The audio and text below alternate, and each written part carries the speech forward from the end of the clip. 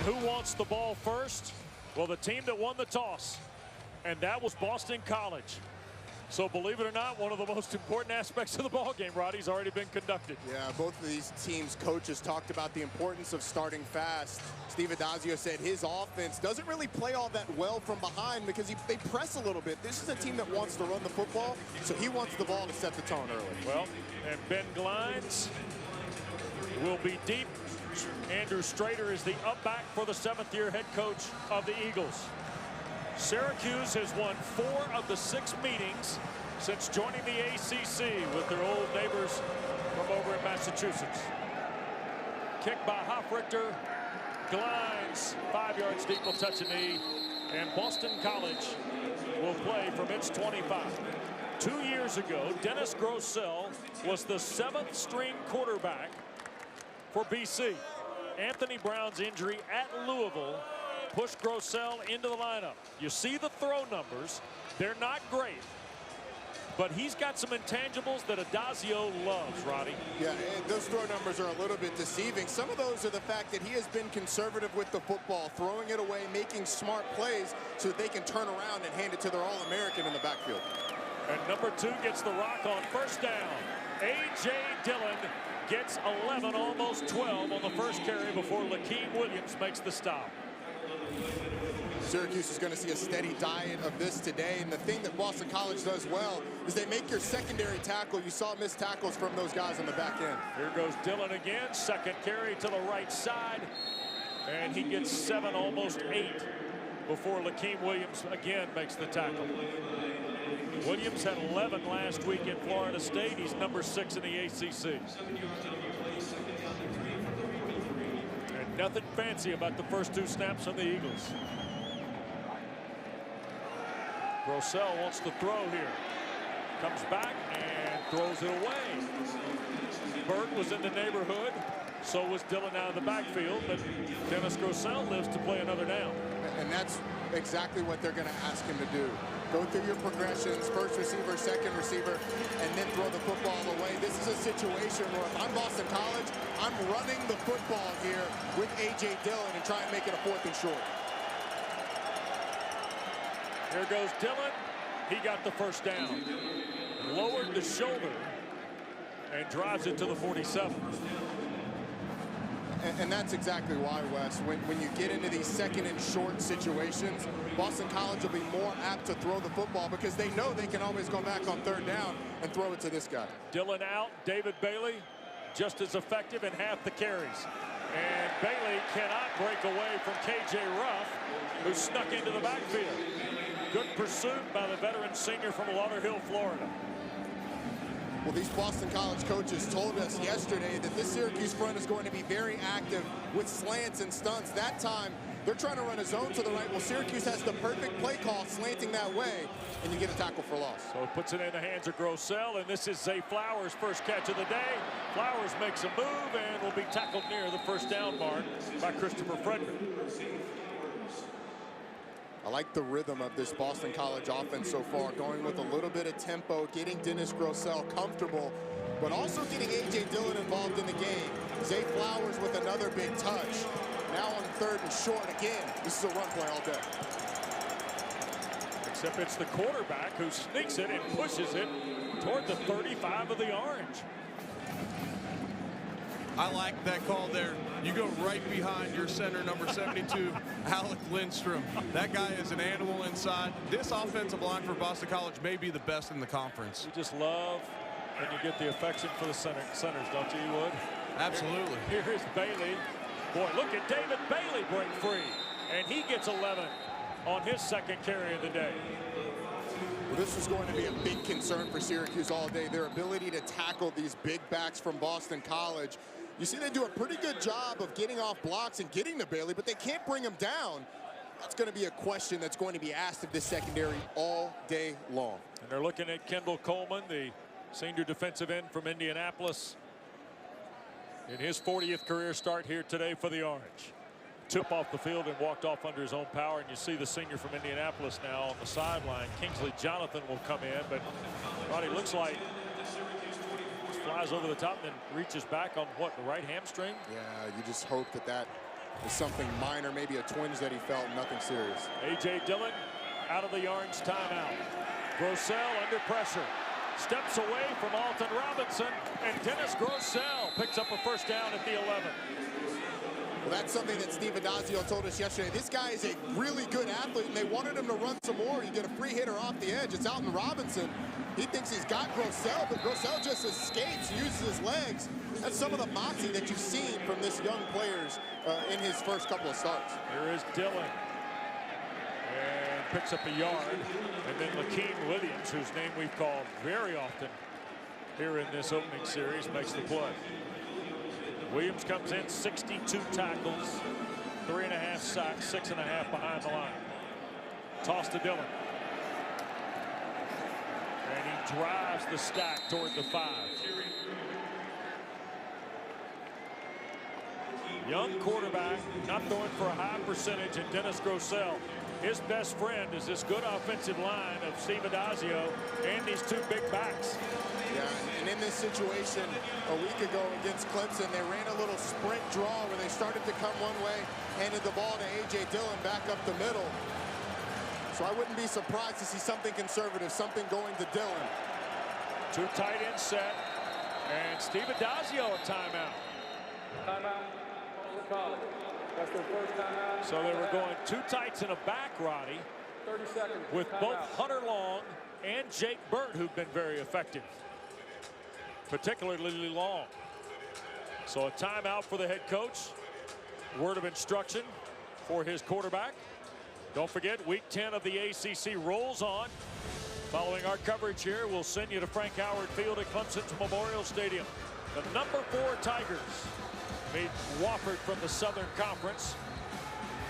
Coming up at 4, and then ACC Network Primetime Football presented by Geico tonight. Carolina, Virginia, one of the South's oldest rivalries, at 7:30. You remember the last time, of course, that Clemson lost at home was to Pittsburgh, right? Absolutely. You know the defensive coordinator at Wofford is Josh Conklin, who was Pitt's defensive coordinator that day. The head coach at Wofford. Yeah, absolutely. Head coach, yes. Yep, you're exactly right. 12th play of the drive here for the Eagles. Counter with Dillon, just like last week at Clemson. And Syracuse plays it well with Andrew Armstrong. That's a good job by this defensive line, getting in your scouting report and knowing that that's one of the big things that this Boston College team likes to do down near the goal line, make you think they're sprinting out and hanging into their big back. And points are at a premium in this game, especially early. Eric mentioned the fact that Syracuse has not won a game that they didn't score first. This is a huge field goal. 21-yard try for Aaron Bumeri. 6 of 9 on the year, his longest 45 at Louisville a couple of weeks ago. Try is away and good. Long drive, 13 plays, 71 yards. Be a good team. Got to play with emotion every week. One man to beat, he'll beat him. Get your Coke, get your popcorn. We can put you on the platform. Sam Howell, it's been incredible. Yes, touchdown, Carolina. Always ready, always ready. Don't want to mess with our tribe. Go ahead if you want to try. Dino Babers' offensive system is all about tempo, as Roddy explains. Hurry-up offense is all about communication and urgency. Once my receiver catches the ball, he's got to get the ball back to the referee so he can get it spotted. I've got to push everybody up to the line of scrimmage, look into the sideline to get the signal. Communicate protection. Once everybody's set, we snap the ball again, and then it's quarterback drop to the house. Let's go! I can't speak to the no flag for unsportsmanlike conduct. I can't speak to a Pro Bowl center getting you the rock. I can tell you that Jeremy Drummond off our crew was outstanding in catching your throw, though. He was fantastic. The throw was pretty good, if I do say so myself. But the referee didn't call the flag, which was you. So I'm all good there. Riley fumbles the kick, gathers, and gets beyond the 15. So Syracuse with Sean Riley able to recover a juggle at the goal line, and now Tommy DeVito and the Orange are going to try and buck a trend here, Roddy. Well, they're going to have to answer right now if they're going to buck this trend, in my opinion, because when Boston College offense comes back on, they just wasted 5 minutes of the clock, and it's going to be up to this guy, Tommy DeVito. I really want to see him let it rip today. Be aggressive, throw some of these tight window throws, get the ball out of his hands early so he doesn't have the sack issues that they've had in ACC play. 3 receivers. Mo Neal, the running back, gets the first carry. BC's defense has been porous, and that might be an understatement. Boston College allowing 188 yards a game, 298 through the air, and 32 points a contest. And in some cases, the numbers are worse in conference play. Quick throw. Here's Tristan Jackson. That'll be close to a first down. Tackle in the secondary by Greco. The true freshman starting at safety today. These quick throws and the runs early on these downs, those are things that help get you into the tempo. You lock Boston College into one personnel grouping, one that you hopefully like, and it gets them in a situation where you have the advantage because you know exactly what they're going to be in and where they're going to be. Jawar Jordan comes in the ball game. Here's the give, near side. And that's Jordan working up the sideline to the 44.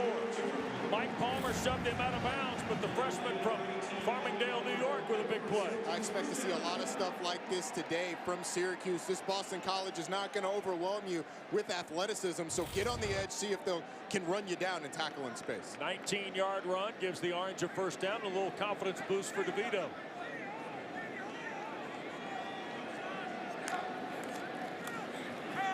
Quick throw and Taj Harris to work. Harris will have more than need for the first. Gets to the 44 in BC territory before Richardson makes the play. I have loved the way that Mike Lynch, offensive coordinator for Syracuse, had started this game.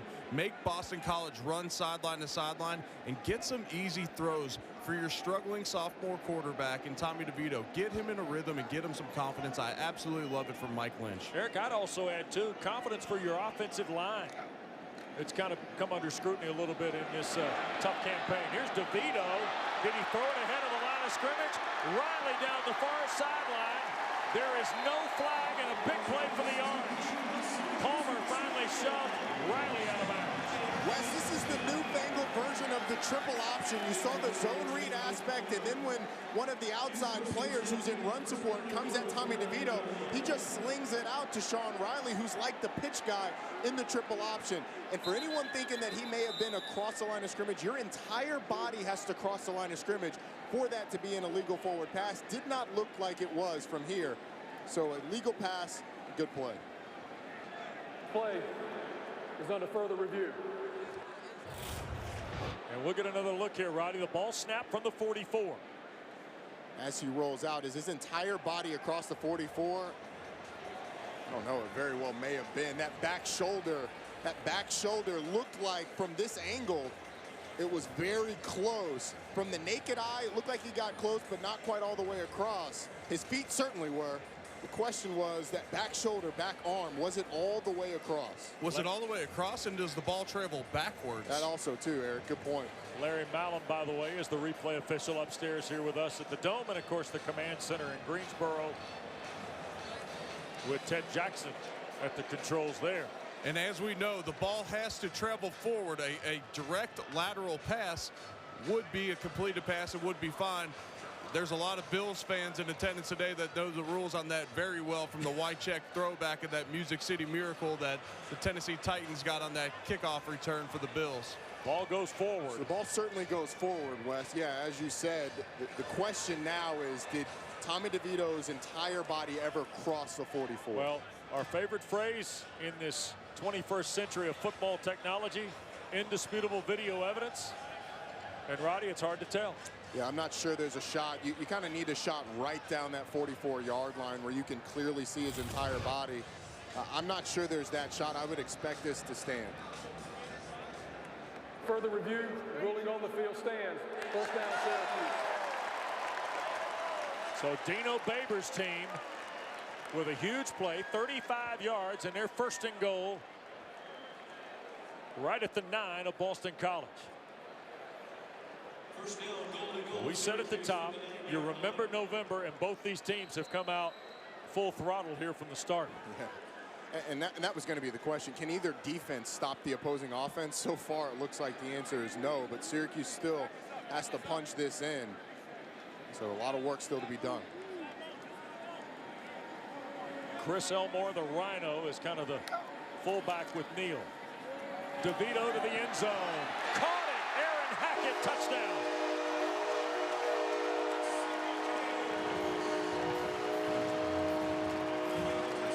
Fifth touchdown catch for Hackett, who had 2 earlier in the year against Western Michigan. Aaron Hackett was lined up to the single receiver side, and he was able to get in the end zone. It's the first lead change for Syracuse in a game this season. Incredible. I mentioned that stat in the open, and what do they say on Twitter? That didn't age well. First possession for each team, and now we have our first lead change of the year. Orange answers BC's field goal with their 3rd opening drive to start a game this season. 7-3 Syracuse when we come back to the Dome.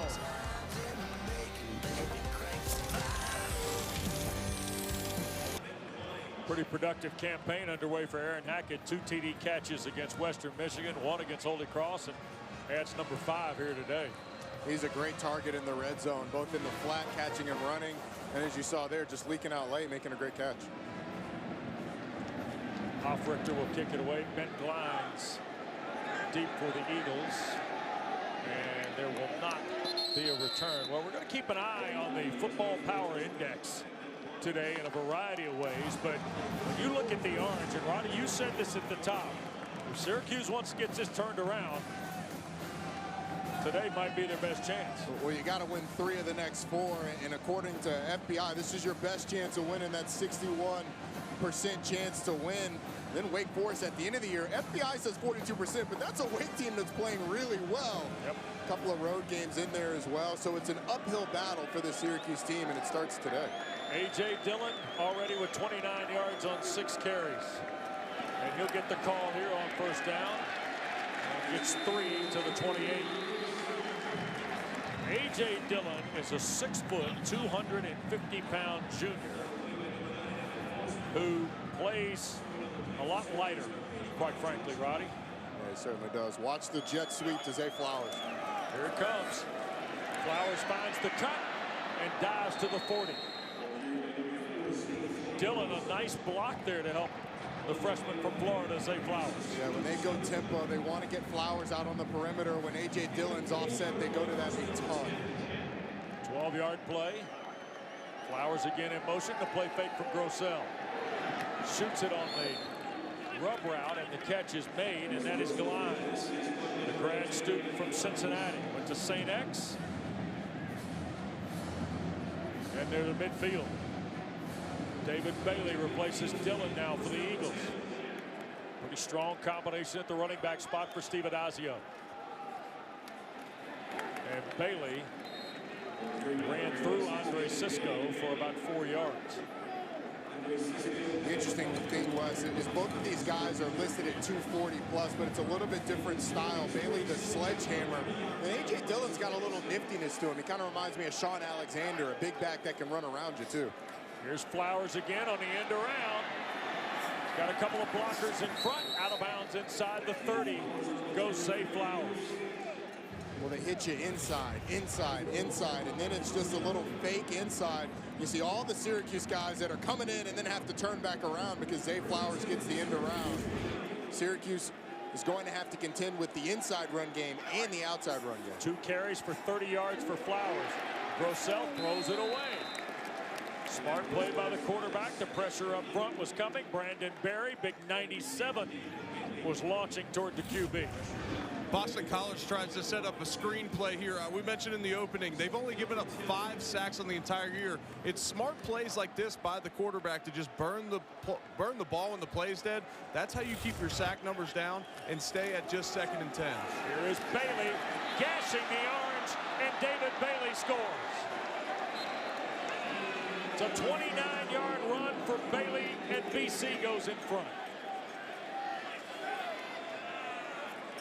is a monster answer by this Boston College offense. Watch the hole that opens up on the left side. The great block by number 84, Jake Burt.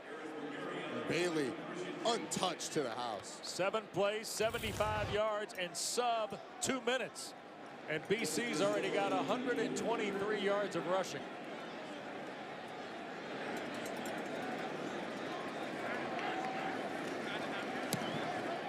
Bumeri's point is good. It's a 10-7 lead for the Eagles. And David Bailey, more than a suitable backup, Roddy. No kidding. He's a big back, a hand sledgehammer, but can also take it to the house. Well, David Bailey's got 43 yards on 4 carries and now has his 5th rushing score of the year. And it's 127 yards here for Boston College in 2 possessions on the ground, Roddy. Well, they're on pace to beat the 429 yards they ran for against NC State. Syracuse has not had an answer. Danny Longman will kick it over the head of Riley. We've already had 2 lead changes, and here's the latest. Eric? Yeah, this play is a duo play made famous by the Pittsburgh Steelers in the NFL. You're going to get double teams whenever you can to get up to linebackers, but you pretty much block whoever's over you. And the way the running back reads it is A gap, B gap, C gap, D gap, the backside A gap. He's able to hit the play side A gap between the center and left guard. And really, there's no one there. It's a great job up front by the Boston College offensive line, who I mentioned earlier. They might be the best in the conference, one of the best in the entire country. Ran right behind big number 77, Zion Johnson, too. He's one of the guys that Steve Adazio loves. Here's Jawar Jordan working to the near side again. Whoa, he and Palmer a collision at the 27, maybe the 28. Jawar Jordan listed 5'9", 167, packing a little wallop on Michael Palmer, the 6'1", 200-pound junior safety. It's a pretty good collision with 40 pounds of difference. Absolutely. DeVito, 2nd down, deep shot for Tristan Jackson, who can't come up with it. Brandon Sebastian in coverage for BC. And Palmer's shaking up. It's the end of this play, just outside the reach of Tristan Jackson. That's going to be the Syracuse game plan as you get a look at Michael Palmer down on the ground. Kind of came up limping after that big collision that you talked about, Wes. See if he's able to return. We already had Mehdi Alatrek be supplanted by Connor Greco, the freshman back there at safety. Palmer, the guy that gets everybody lined up. The coaches talked about his ability to know exactly what the offense is going to do and manage his defense. And with the freshman safety back there, you need that as well. Well, while they tend to Palmer, we can remind you that ACC basketball starts here on Tuesday night. Presented by Geico, number 5 Louisville with Chris Mack at Coral Gables to see Jim Larinaga, Chris Likes and the Miami Hurricanes. And then Josh Pastor takes Georgia Tech to Raleigh at PNC Arena for an 8:30 start against Kevin Keats and the Wolfpack of NC State. College basketball is here, and both games are right here on ACC Network and the ESPN app coming up on Tuesday night. The Louisville team's going to be must-see TV. Well, you check in with E. Wood on the cards now. I know, exactly. You know Eric is pumped for the alma mater. Yeah, I was off for ACC last weekend, and I was back in Louisville. I went out and watched them practice one day, and Chris Mack asked me his observations after practice. I told him, I said, that's a different team from last year. A lot of length, a lot of athleticism.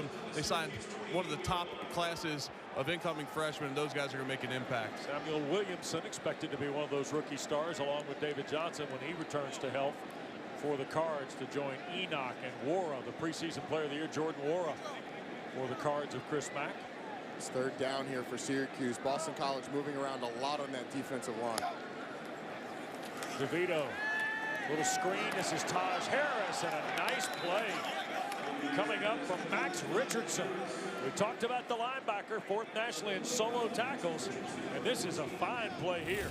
Syracuse was expecting pressure, so they answered with the wide receiver screen, but Richardson able to fight off the block. Goes down low on Taj Harris, forces the 4th down. His team's going to get the ball back because of it. That's a really good play by Richardson. And here's one of the best weapons in the ACC, Sterling Hoffrichter.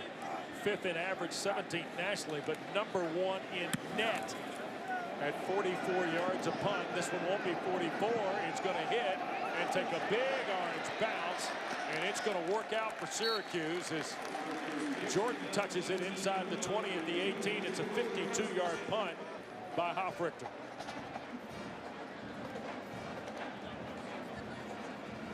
Let's go down to Eric on Max Richardson's play. Max Richardson is a guy that can go sideline to sideline for Boston College. They'll use him a lot in blitzes as well. He leads the team with 2.5 sacks and 12 tackles for a loss. Here you'll see him. Here he makes a great play on the run on a blitz. He's absolutely incredible at dissecting plays. He's a very high football IQ. Here on the screen play, he splits 2 blockers, anticipates the screen, shoots through, makes a play similar to the screen that we just saw him blow up on the last play. Here's Dillon. He'll pick up 3, maybe 4 on the first snap. And it'll be second down, Roddy. Eric, that was a great point on the football IQ, because on that third down, knowing that you're moving around and Syracuse is expecting pressure, knowing that the screen is coming was absolutely huge for Richardson. Dillon and pushes the stack toward the 27. It'll be third and about a yard and change. Frederick the stop out of the secondary for the Orange. You hear this term all the time, but it's so important for this Boston College team. Stay on schedule. What does that look like? Exactly what you just saw. 1st and 10, 2nd and 6, 3rd and 1, because you're able to run or pass on every single down. 3rd and short. Dillon will have the first down. Got toward the 30. Lakeem Williams shoved it back.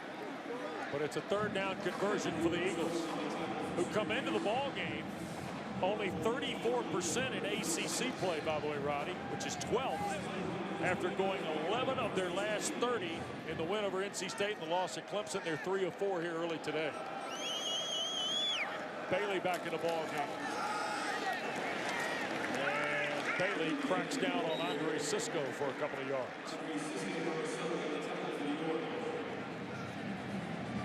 We don't use the term in college football punishing runners. In fact, you don't use it a lot in football period anymore. Bailey and Dillon are prototypical punishing runners. Bailey in particular, he is doesn't quite have the wiggle of Dillon, so he reverts to just running you over. Rossell with pressure. Back inside, here is Long, the tight end who fumbled the ball. Deflected away and picked up by Evan Foster. And then it's ruled down inside the 15. First turnover of the ball game, and Long, the big tight end, coughed it up.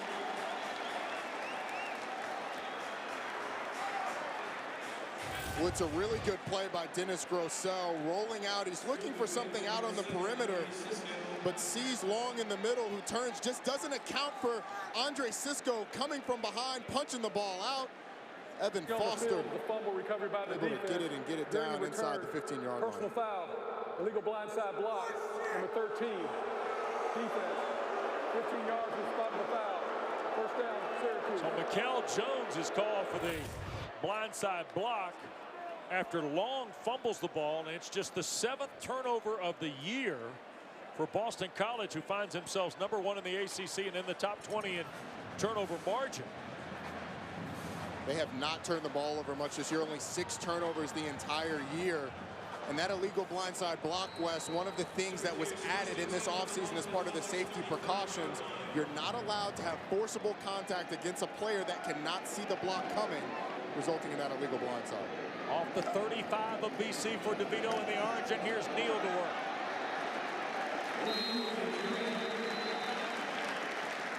Lamont the tackle, Roddy. Look at the bottom of your screen. You see Mikel Jones just going after, and illegal blindside block. They have to have forcible contact, and again, the defensive player has to not be able to see that one. I actually think the Syracuse player could have saw that one coming.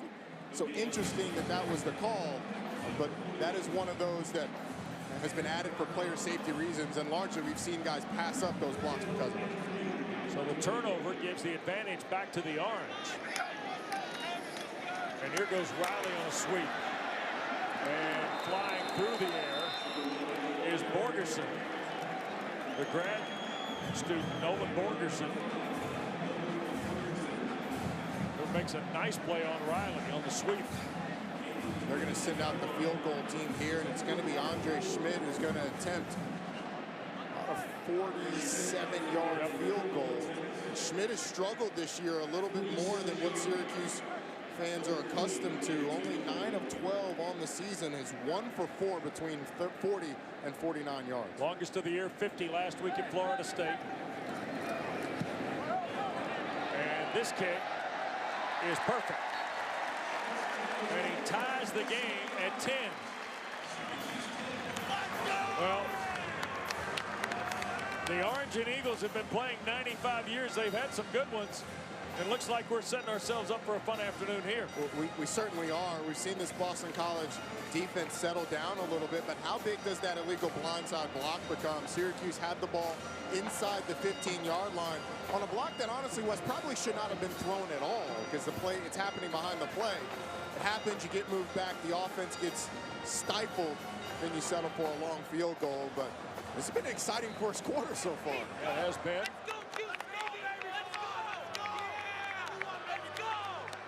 So BC doesn't turn it over much, as we said. And Roddy, the fumble, just their 7th turnover of the year, it only cost them 3 points to tie the game. And that's what you need from this defense that has struggled this year. 13 or 14 in a lot of categories in the ACC. But when you're put in adverse situations, after a turnover, sudden change, the ability to stand up and respond and stop the opposing offense is absolutely huge. It's going to give this this Boston College defense a lot of confidence. Richter sends it 8 yards deep. And Boston College will start again from its 25-yard line. Well, the combination of A.J. Dillon and David Bailey. Here are the tail of the tape, if you will. Look at that right there. That's almost 500 pounds of running back coming at you all game long, and they've run extremely well. It's funny, Wes, you pointed it out yesterday, yards per carry very similar. A.J. Dillon's got twice the carries, almost twice the yardage, almost twice the touchdown, or exactly twice the touchdowns coming into this game. So it's been really interesting how consistent they have been no matter who is taking the snaps. And they call these guys the Buffalo Boys. And as the game goes on, we talked to Andre Cisco yesterday. They need to continue to gang tackle as this game goes on. Offense, 5-yard penalty, still first down.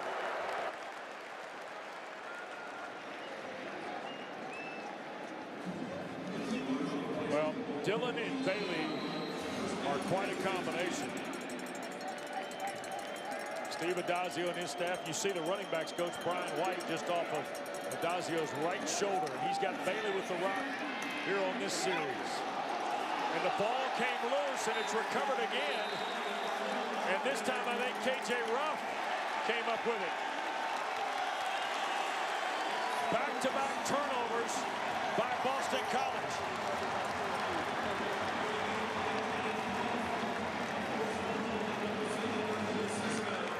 The Syracuse defense has not done a great job of bringing these guys to the ground, but the ability to force turnovers is one way to stop as well. That is a really good job of just getting your arm in there by Trill Williams. Ends up ripping the ball out. You can see that has been a focus for the Syracuse defense, and this offense has another opportunity to capitalize. Boston College has to stand up again. So here goes the Orange off the BC 29. A moment ago, 4 plays, and they got a field goal. Abdul Adams has come in as the running back with DeVito. And DeVito will keep it.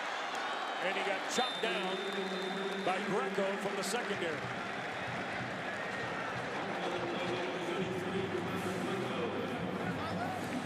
Last week in the second half against Florida State, Syracuse was able to run the ball very effectively, 192 yards rushing for the game for them last week.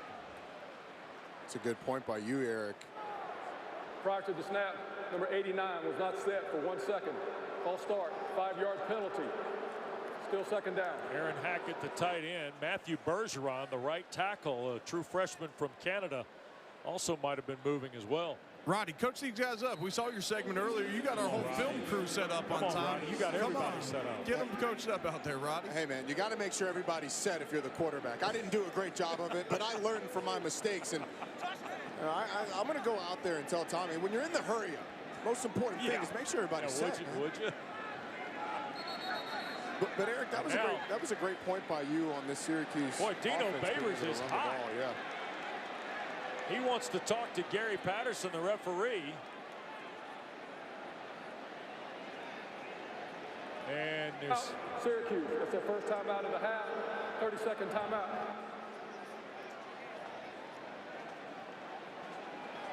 I think Dino Babers is upset over the play clock starting early and him having to burn that timeout. We saw Boston College get burned on that on the last possession, getting called for a delay of game, coming off the field on a first, or coming onto the field on a first down, something that you never see. But some officiating crews are more, quote unquote, on top of getting that started than others. This one today looks like they've got a short trigger to get it going. Well, Gary Patterson, a veteran referee in this league. Terrence Ramsey is umpire, also in this league for many years.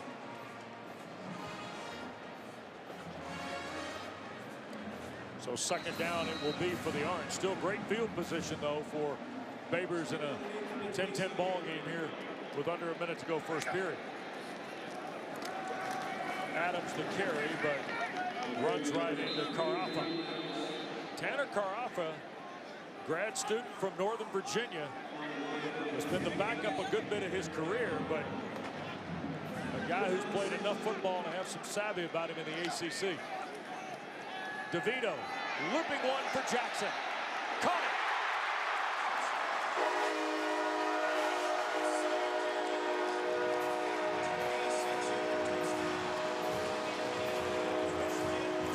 He flipped it right in over the top of Borgerson. It's a fantastic route from the slot from Tristan Jackson, just the slot fade. And he gets matched up against the safety, Borgerson, who just gives him the outside. Jackson runs right by him. DeVito puts it right on him. You can't just open up the gates like that and let the guy run free. You got to get in his hip pocket a little bit and contest the catch, excuse me. And Tristan Jackson makes him pay for it. Point after by Schmidt is good. 10 points now off the 2 fumbles in back-to-back possessions. Tommy DeVito's 14th touchdown pass of the year, his second today, and the Orange is back in front.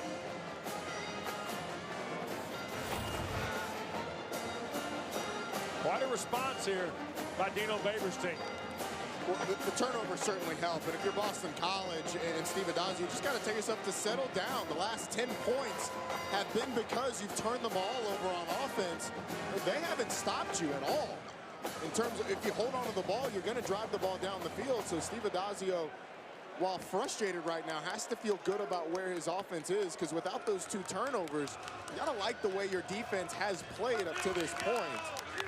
But don't take anything away from Syracuse. Their ability to create those and then go down and score, absolutely huge. So 3 plays, 29 yards in a minute 4. So in the span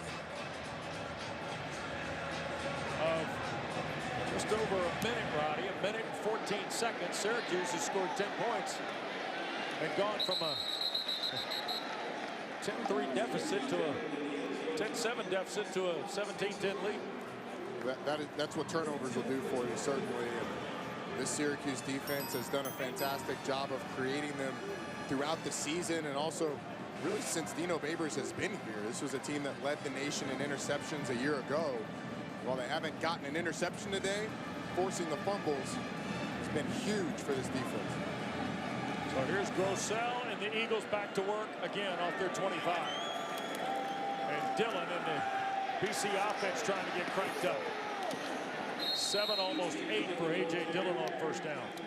This is a big drive for Boston College. They do not want to get down multiple scores in this game. They are not built to come from behind. The way they run the football is the strength of their team, and when they get down a couple scores, it has not boded well for them this year. It's an excellent point, Eric.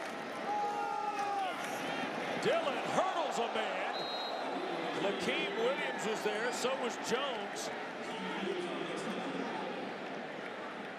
But A.J. Dillon, Ronnie used the word nifty. I'll use the word acrobatic. Acrobatic for sure. Goes over the top. Syracuse defense makes him pay for it, driving him into the turf. Take a look at Syracuse. FPI chance to win today.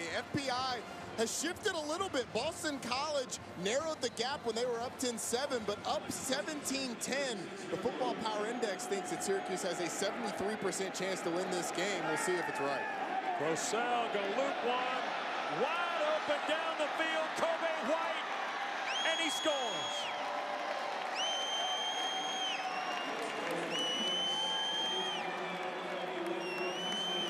How about that from Dennis Grossell? 64 yards. You talk about tendency breakers if you're Boston College. Every first down, it's been run straight ahead. So what do? You've struggled with turnovers. You need a quick response to take some of the air out of this building. Play action, Kobe White over the top. And it's a touchdown for Boston College. 3 plays, 75 yards in 38 seconds. Career best touchdown pass for Grossell, who now has thrown 4 of them. And how about that play? Well, just watch the safeties. We see number 9, Evan Foster. He's almost at the line of scrimmage when the ball is thrown. There's no corner in sight. Andre Sisco's on the other side, and it's up to Trill Williams to try and run him down from behind.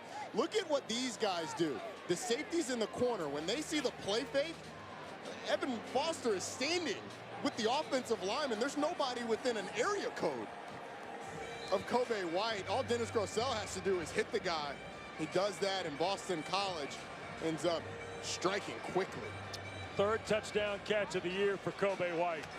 That is such a tough play for Evan Foster, number 9, the safety for Syracuse, because throughout this game, Kobe White has released inside that tight end and has made that block on countless plays. Well, this time he eyes Evan Foster, and as soon as Evan Foster makes a move to beat him, to try and pursue the running back, he goes right by him for the touchdown. Riley will let this bounce away on the kick by Danny Longman. Roddy, Eric, I'll go back to Mike Lynch, the offensive coordinator of the Orange, and Mike Bajakian, the first-year OC at Boston College. Both guys know they got commodities at quarterback, and they've got to get them some confidence, especially DeVito, who had a tough day last Saturday at spots in Tallahassee. Grossell's still a young guy, relatively speaking. You got to get them feeling pretty good about what they're doing, not just hand the ball off, running the offense, that kind of thing. I think both guys have done a nice job. Now it's come at the cost of the other guy's defense. Yep. But the quarterbacks have started off here nicely today. Off the 25, DeVito will keep it for 3. I think both of these offensive coordinators, Wes, have had really good game plans. What are the throws that we've seen from Tommy DeVito? Quick to the sideline, to his wide receivers on those little screens, those little hitches on the line of scrimmage, and then balls down the field. So they're horizontal, easy throws, and then shots down the field, and it's been effective getting him for confidence. Abdul Adams to carry. Stop shy of the 30. With 3rd and 5 coming up for the Orange, it'll be interesting to see if they actually drop back the pass and throw a normal drop back. They have not done it yet this game. Syracuse comes in the game with the most sacks in the country with 42 coming in. And Mike Lynch has done a great job so far of protecting his offensive line with the play calling. DeVito out in the flat. Adams first down and more. Abdul Adams hits Greco and pushes it to the 46 for the first down on a 16-yard throw. Well, this is a long run for a linebacker. You see Max Richardson is the guy that's supposed to have Abdul Adams. The quick snap catches him off guard. He's got a long way to travel to cover the running back and can't do it. Adams again across midfield and into BC territory. Down near the 42 goes the Oklahoma transfer, Abdul Adams, with John Lamont, the linebacker, on the play. Now the Orange starting to crank up the pace.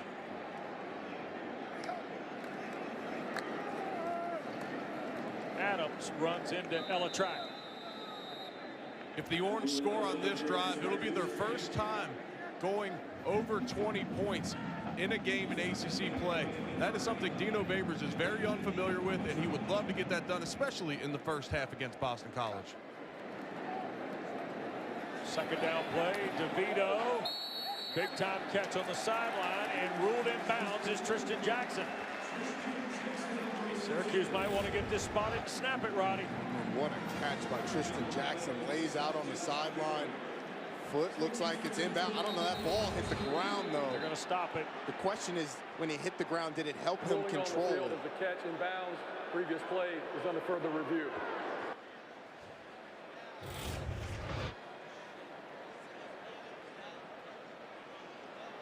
So his knee, look right there. The knee is on the white. I think this catch is going to be overturned regardless of whether or not the ground helped him control that football.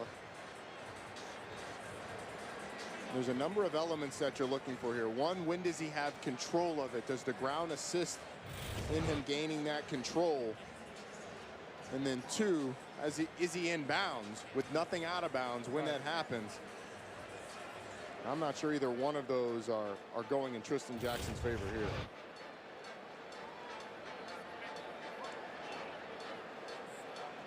And by the time he's got control of the ball, that knee is down, out of bounds.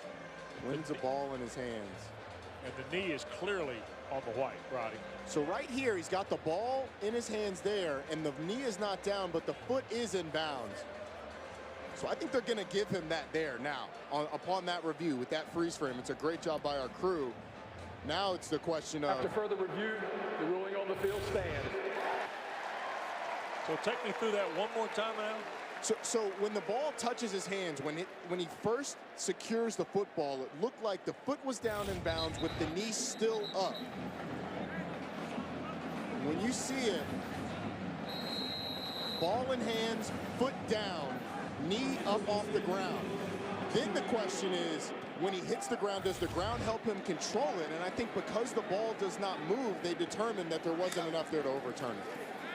First and 10, throwing for Riley is DeVito. Can he hold on? No, incomplete. DeBerry was in coverage.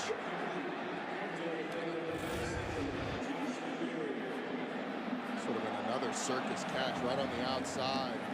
Paul Shears, the side judge, was right there on the call. I think one thing to talk about, guys, is we heard from Syracuse's staff that this is the healthiest that Tommy DeVito has been in a number of weeks, and we're seeing him throw the ball as accurate as we've seen him in a number of weeks. The carry for Jarvion Howard, the big back out of Mississippi, 215-pounder, third and about 6 now. And Eric, as you said earlier, there has not been the traditional straight drop back. It's been all timing stuff, fades down the field, comebacks. When he hits that last step, he's letting the ball go. Wide open Hackett. Has he got another one in him? Ball pop loose at the 1. Was it ruled down? It was. First and goal for the Orange. Aaron Hackett was trying to get another touchdown. 22-yard play here, Roddy. And he's going down there, reaches the ball out, he's down. Yeah, and the ball comes out. Good call by the officials. But a really nice play call, getting Aaron Hackett wide open. Boston College has got to do something because these linebackers not been able to cover the backs and tight ends. Inside goes Jarvion Howard, and he'll be stacked up. To your point, Roddy, on that long pass play to Hackett, the linebacker simply could not get through the wash. He was in man coverage, but with the double slant on the outside, he just got washed up in the trash. It left Aaron Hackett completely wide open, where the offensive line, who has struggled mightily, doesn't have to pass protect very long. Another great play call by Mike Lynch. 11th play of the drive coming up here in a tie game, and almost 4 minutes gone, second quarter. DeVito stacked up right at the goal line. A pretty good collision, by the way. Looks like Carafa was involved. One of the down linemen, maybe Aflac as well. This is a guy in Tommy DeVito that's been a little banged up, and with Jarvion Howard still in the game at running back, interesting to see what they go here. They went to Hackett earlier, although under center might just be a quarterback sneak. There's the Rhino, Chris Elmore in motion. And we're going to get procedure on Syracuse. The unforced errors are going to drive Dino Babers nuts here. Prior to the snap, false start, number 89, Aflac. offense. 5-yard penalty. Again on Hackett. Third down. And it looked like that was going to be a play action to try and go to Hackett once again, so he gets started a little early. See him on the end of the line of scrimmage. Yep. Doesn't take much. Nope. I know you and E. Wood want to see big number 5 with the rock, too, before it's all over. Oh, absolutely. Absolutely. 290-pound man scoring a touchdown. Sign me up. Got the Rhino. If you're 290, maybe 300 in a single digit, we've already identified that many times this year, you're a baller. Here's DeVito in trouble, and he's going to be sacked. T.J. Ram, the big tackle, fighting inside and pulls DeVito down. So BC does get pressure in the sack. We talked about the struggles of this offensive line. You saw big 99 Ram just able to beat Dakota Davis, that right guard, get in the backfield. It looked like there was a quarterback draw all the way for Tommy DeVito. Really nice couple of plays for this Boston College defensive line. So Ram and Richard Yergin, the Clemson grad transfer, involved in the stop, and now a 30-yard try for Smith. And it pushes the Orange in front. 9:29 to go on Boston College here in this first half. Yeah, they have not scored over 20 points in an ACC game all year. They matched their highest against Pitt. Dino Babers is used to explosive offenses, and they're putting it on display today. I feel like Mike Lynch is calling an excellent game, as I mentioned, really protecting his offensive line, getting the ball into his playmakers' hands. So after Schmidt's field goal gives the Orange the 3-point lead. Boston College's chance, and the Eagles will go from there at 25. When we continue, let's check with Jack Collinsworth. Appreciate you, Wes. Jamie Newman is back. That is all you need to know. He gets this one to Jack Frudenthal.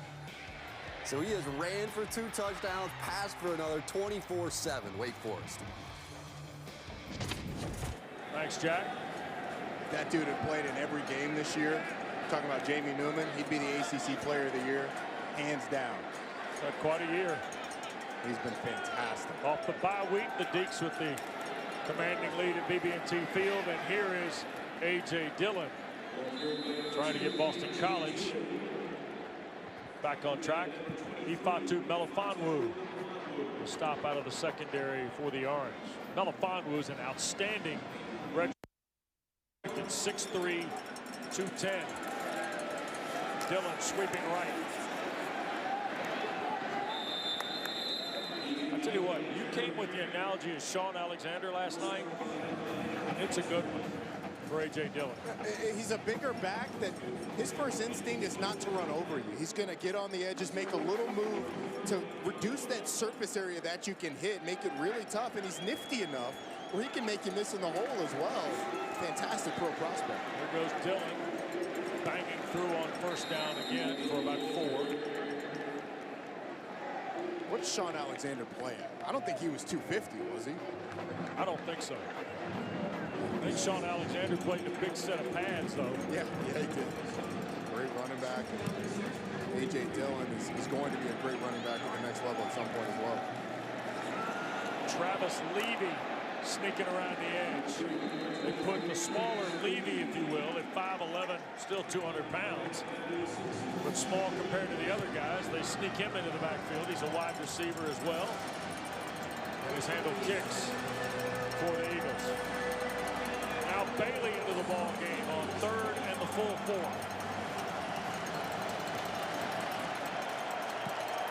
Grossell. Hands to Bailey. First down. It's going to take more than one man to get 26 to the turf. You are absolutely correct. This contact is made 2 yards before the first down marker. But watch Bailey versus Foster. Foster 215, Bailey 240 in air quotes, because the dude looks like he may be around A.J. Dillon that 250 spot, but pushes him for 2 yards, gets the first down. Grossell shoots it wide open as Flowers. The catch is made, and Zay Flowers will score.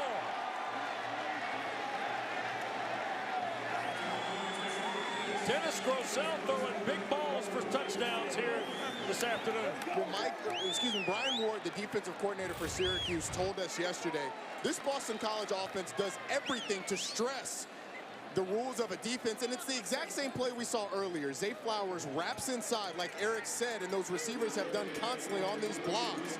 Gets up the field, runs right by Evan Foster. Boston College has another quick strike touchdown. Just over 2 minutes, they go 75 yards in 6 plays, and 2 long touchdown throws. 1 of 64, and now 1 of 50 from Dennis Grosel. And BC is back. By the tight end, and because of the action of these safeties having to tackle A.J. Dillon constantly, they fly up, and White's able to get in the end zone and score. So what do they do again? It's Zay Flowers this time. Same thing. You get the block out by the tight end, the inside wrap by Zay Flowers. He's up the sideline right past the safety. And what do you get? Another Boston College touchdown. These safeties have been told all week how tough it's going to be to tackle A.J. Dillon. You got to stop the run, got to stop the run. But Boston College's ability to be able to hit you on the play action has to be accounted for, and will slow these safeties down as we go forward in the run game. Well, Dennis Grosel, by the way, is 5 of 7 for 144 yards and 2 touchdowns, and now a flag has been thrown in. After the kick went over the head of Riley into the end zone. Play, personal foul, unnecessary roughness. Number 36, return team. Half the distance to the goal, first down. Reserve tight end Ben Honus. Watch 36 Whoa. right there. Yeah, you get the big shot after the ball's already down, and that's one of those where it's just an unnecessary shot. The guys are pulling up. The question is, could he hear the whistle at that time? Because you want a guy to play hard, but that looked like less of a block and more of just a shot. That'll push him back to the orange 12. I was telling you, Grosel, by the way, 5 of 7, Roddy, but 2 of those completions account for 114 of the 144. Look at this. 4 lead changes. Boston, or Syracuse had not played a game where there was a lead change yet this year. 4 of them already today. Halfway through quarter 2, DeVito on first down to Riley. Borgerson left him, and Riley is still going to lose about 3 on the play.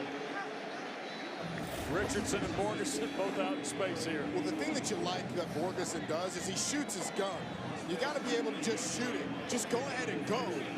See what happens. He makes the guy come inside, and then Richardson able to finish him off. Abdul Adams in the backfield. DeVito wants to throw.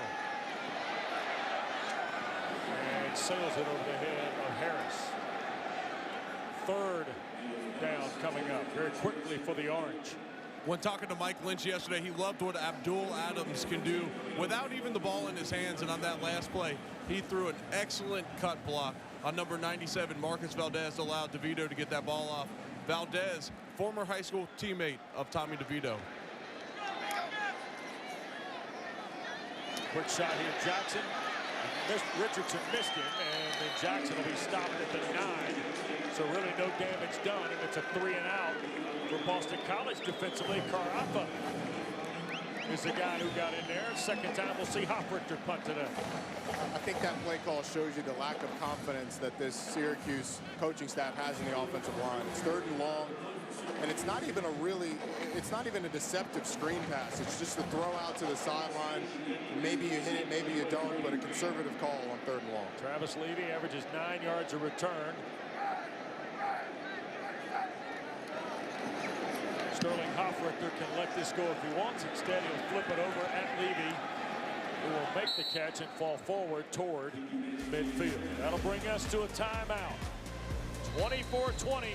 Beast coach from 91 to 2004. Which of his former assistant coaches has the most wins as a head coach? Answer coming shortly. That's a good question. There's a tree of assistants. Yeah, there is. Who are head coaches.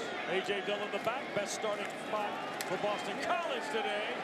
And what a collision between Jones and Dillon. No gain. Now this is tackle football. Absolutely, and they put the freshman Kendall Jones in, and talk about a guy who's going to square up A.J. Dillon and deliver a blow. Kendall Jones plays with his hair on fire. He's a good-looking prospect. Low counter, and here goes Dillon. Rolling is A.J. Dillon. And he will beat Williams for the touchdown. 51 yards for A.J. Dillon. And when this box car gets going, you can forget it. We mentioned this play earlier. It's just the sprint draw. All the action makes it look like sprint out. Great block on the outside. Trill Williams gets in a foot race with A.J. Dillon, and you think 250 pounds, I can catch that guy. No, sir. A.J. Dillon told me at ACC Media Day, Wes, I think he told you it as well. At 250, he's going to run a 4.5 in the 40. And he showed it there. Touchdown for Dillon, and now it is 31-20. The big man gets his 11th rushing score of the year. Well, Chris Berman used to say rumbling, bumbling, stumbling. This is a big guy who is gracefully gliding down the field.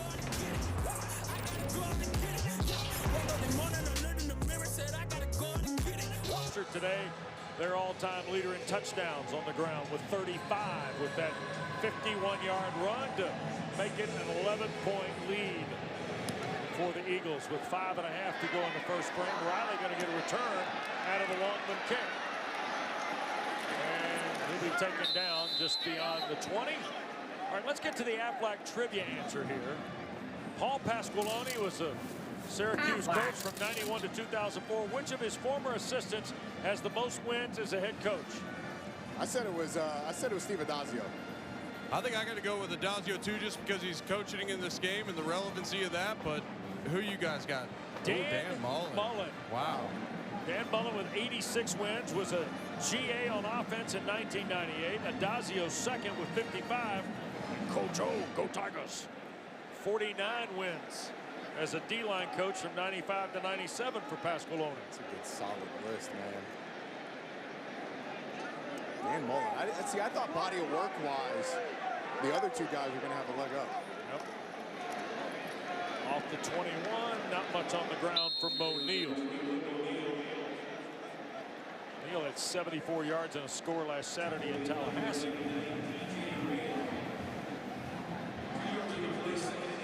Second down and 8.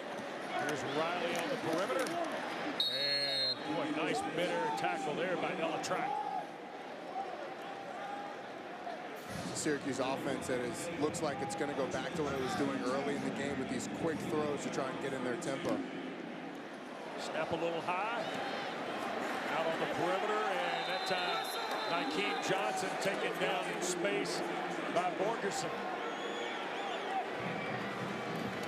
I like the way Borgerson's playing right now. He is flying around, and if you're going to get caught in the open space with these shifty receivers, just take your chance. Just go. And he's been able to do it. One time throwing off Sean Riley, that time bringing the ball down. Syracuse in a danger zone here, Roddy. Back-to-back punch by Hofrichter. BC's got 3 straight touchdowns on their last 3 tries. Yeah, this would be a great situation if you're Dino Babers. Maybe you try and fake here because of the inability to stop Boston College. Hofrichter going to hammer it.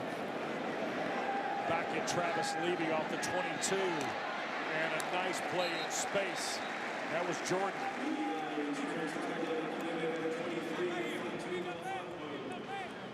Abdul Adams covering it.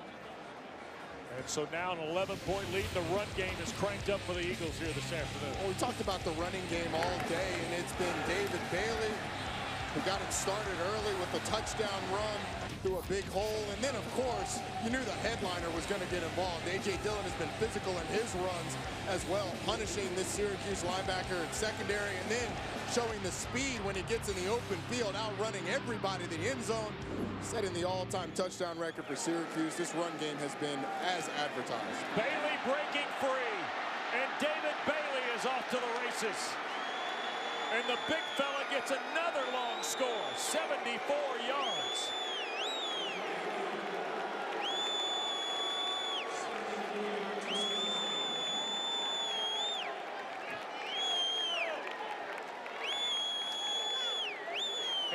one swing, Adazio's team pushes it to a 17-point advantage. Well, Eric mentioned it earlier.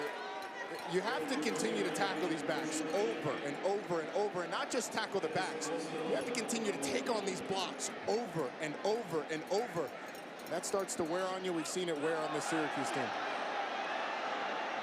They juggle the snap. They go for two, and Grossell cannot dial up long as tight end. So it's a 17-point game, but back to the Bailey run. Gets the ball downhill, is able to work off the blocks.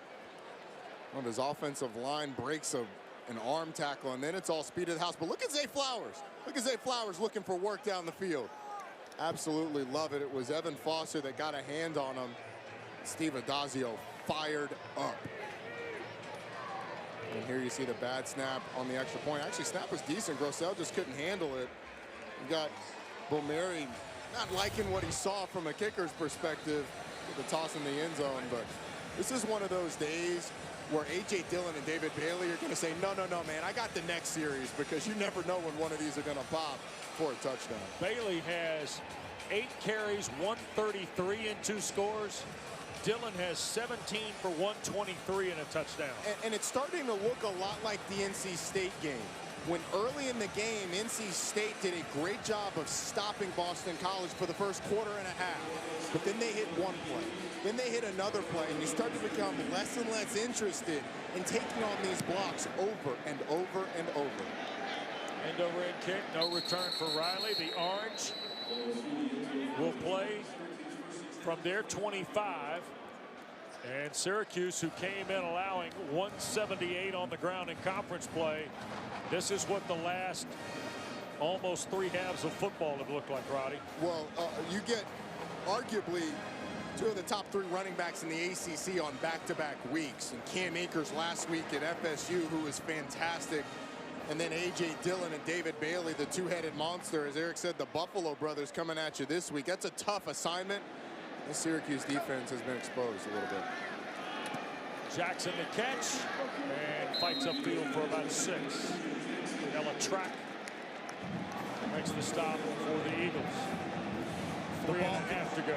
The ball continuing to get out of the hands of Tommy DeVito quick, and I think they need to continue to do that, but they need to stretch the field as well. This Boston College defense, their weakness is speed. They need to stretch them vertically and across the field.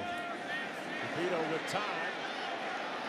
And Tommy DeVito steps out of bounds, I think, near the line, maybe a yard back. If it is a yard loss, this is Eric's favorite thing in the world. Oh, man. When a quarterback runs out of bounds a yard behind the line of scrimmage, because that counts as a sack. Right. Oh, he did it right in front of me, too. I wanted to say something, honestly. 3 minutes to go first half. I think Syracuse has got to be careful here, guys. When you start thinking about 3rd and 5, you don't want to give it back to BC, who has scored 4 straight touchdowns in their last 4 possessions. They've got 27 points in quarter 2. DeVito looks and tries to get out of bounds, fumbled the ball and turned it over. Is it ruled a turnover? No sign yet. Looked like Richardson slapped it out of his hands. The question is going to be whether DeVito was out of bounds before the ball came out of his hand. It's on this near sideline, so we couldn't tell. Let's get the explanation. There's also a flag down on the field on the opposite side of the field. It would be interesting if this is a defensive holding or something that happened before the fumble. This would all be irrelevant. One of Gary Patterson's crew is over by Steve Adazio. Here's referee Patterson. Field is fumble recovered by Boston College. The previous play is under further review. All right, now that's a critical piece here, Roddy. The ruling on the field. So let's get the replay. The question is Tommy DeVito out of bounds with a body part out of bounds before this ball is knocked out? There's nothing that's going to be able to reverse it from that angle. This is one that'll tell us a little bit better. Oh, the question was at right foot. Had he stepped out of bounds before the reach? Let's take a look at the right head foot. linesman is right there. And that is Michael Kelly. We have not seen anything so far that would lead to, that's the question. And we can't see whether or not it is definitively touching the line from this angle. And again, as you said, Wes, the call on the field, that's what they're looking at. And look, the head linesman has a great look at this, right down the line. He is right there. So very important that this was called on the field. Look at that foot. It's in bounds. There's grass there. Yep. And Tommy DeVito is trying to reach the ball for a first down. Even where he reaches it, Wes, he's going to be 3-4 feet short. Great shot by to me, it almost looks like he's going to reach, and then maybe he's trying to flick it to Riley at the last second, which just causes him to lose the ball. Man, that is an abnormal play. I think Valdez is the guy that gets on the ball. A little hustle by the defensive end. Once they figured out, this call is either going to stand or I would confirm it because you have a pretty clear shot of the foot being in bounds. It's certainly not going to be overturned. The question is, what is that flag on the opposite side that Eric referred to? Right. And how does that play into this? Does it wipe out what happened after? It's in the area of where it could be a hold, but depending on where it came out, that's also where you get a sideline infraction as well. So we'll see. Referees have gotten a little bit of a workout here today, haven't they? And only a half in.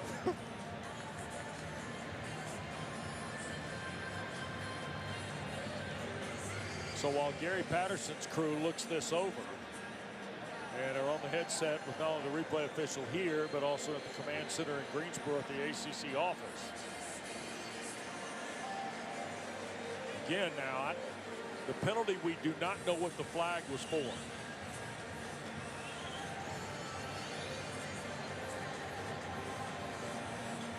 And is that a factor in ultimately what happens on the field? Exactly. That's going to be the big question.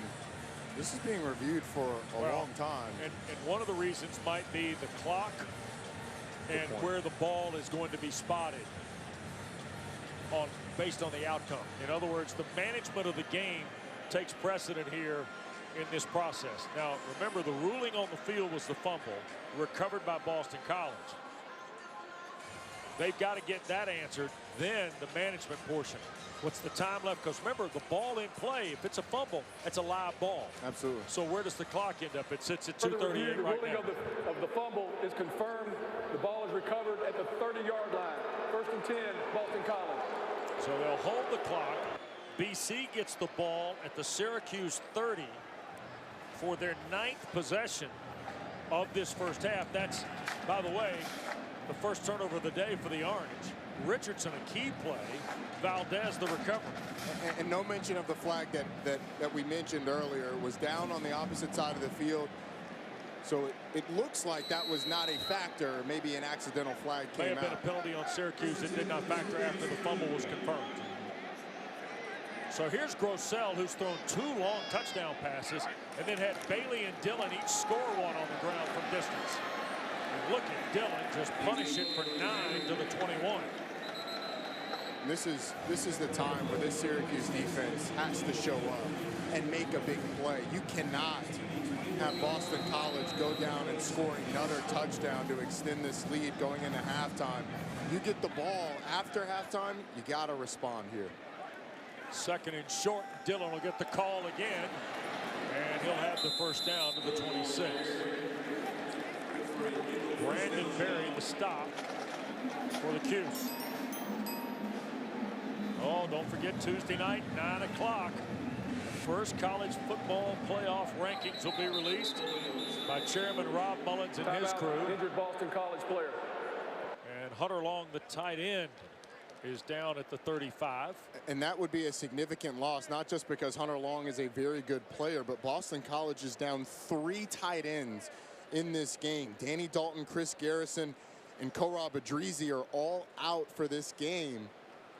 So there's not many teams in the country that could survive the loss of 3 tight ends. That was a position where Boston College had a lot of depth, but Hunter Long going down would put Jake Burt as the only tight end that's been at that position the entire season and has played as the only one available. Well, we've also seen already today Ethan Williams come in, who's a wide receiver but lined up almost as an edge guy. Just another body in there to force those running angles that Boston College likes to get with their big packaging. I thought that Brian Ward gave us an interesting diagnosis of what BC likes to do yesterday when he said they're big, but they got a lot of versatility to be big.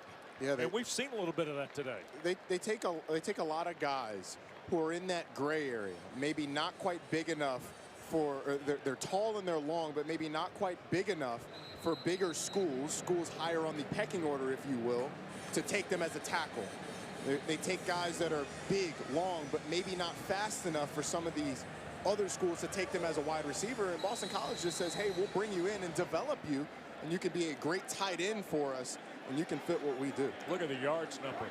468 already, and here's Dillon trying to add to it. And down to the 11 goes A.J. Dillon. Almost 5 on first down before Andrew Armstrong makes the stop. Another thing about Hunter Long being down, he is their leading receiver on the season. Coming into the game, he had 400 yards coming in. Second down, and Dillon. Look at Cisco. And Dillon just bumps off of Cisco.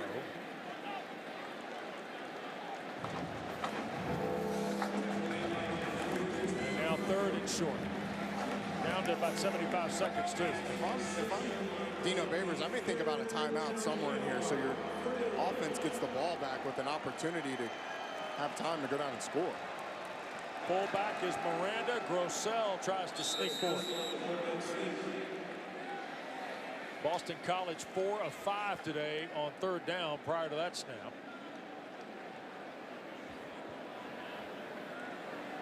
And Roddy, Eric, we talked about it. Neither team shy about fourth down, are they? Not at all. Boston College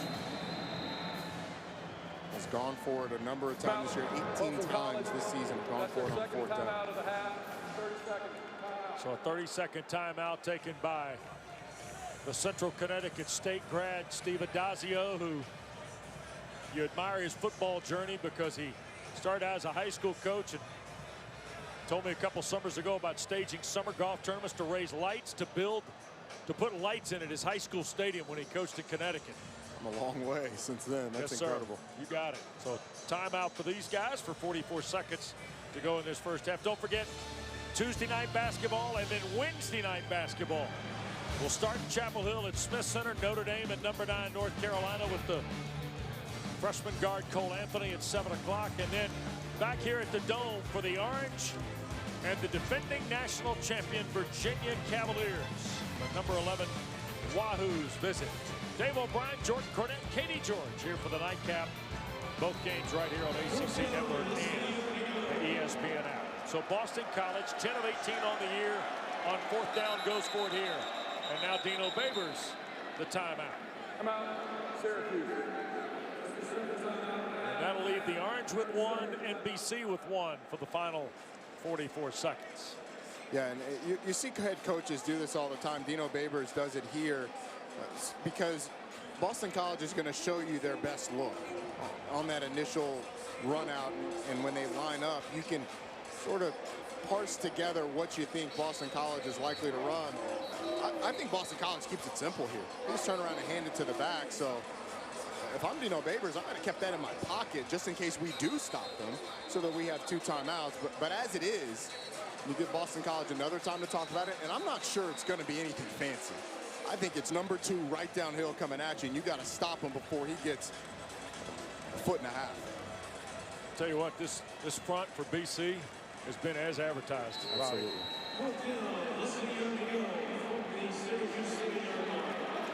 They took White and Miranda and tucked him here to the near side, and Elijah Robinson to the right, and they leave Dillon in the backfield.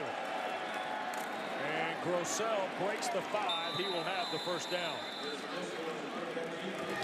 The way they lined up there and the way the center and the quarterback were communicating, it appeared that if the center was uncovered and they had a great sneak look, they would sneak it. If not, they would run it.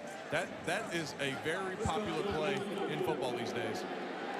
First and goal, final half minute. Rolling right, throws for the end zone. Caught, Miranda, the touchdown. Isaiah Miranda into the end zone for the Eagles.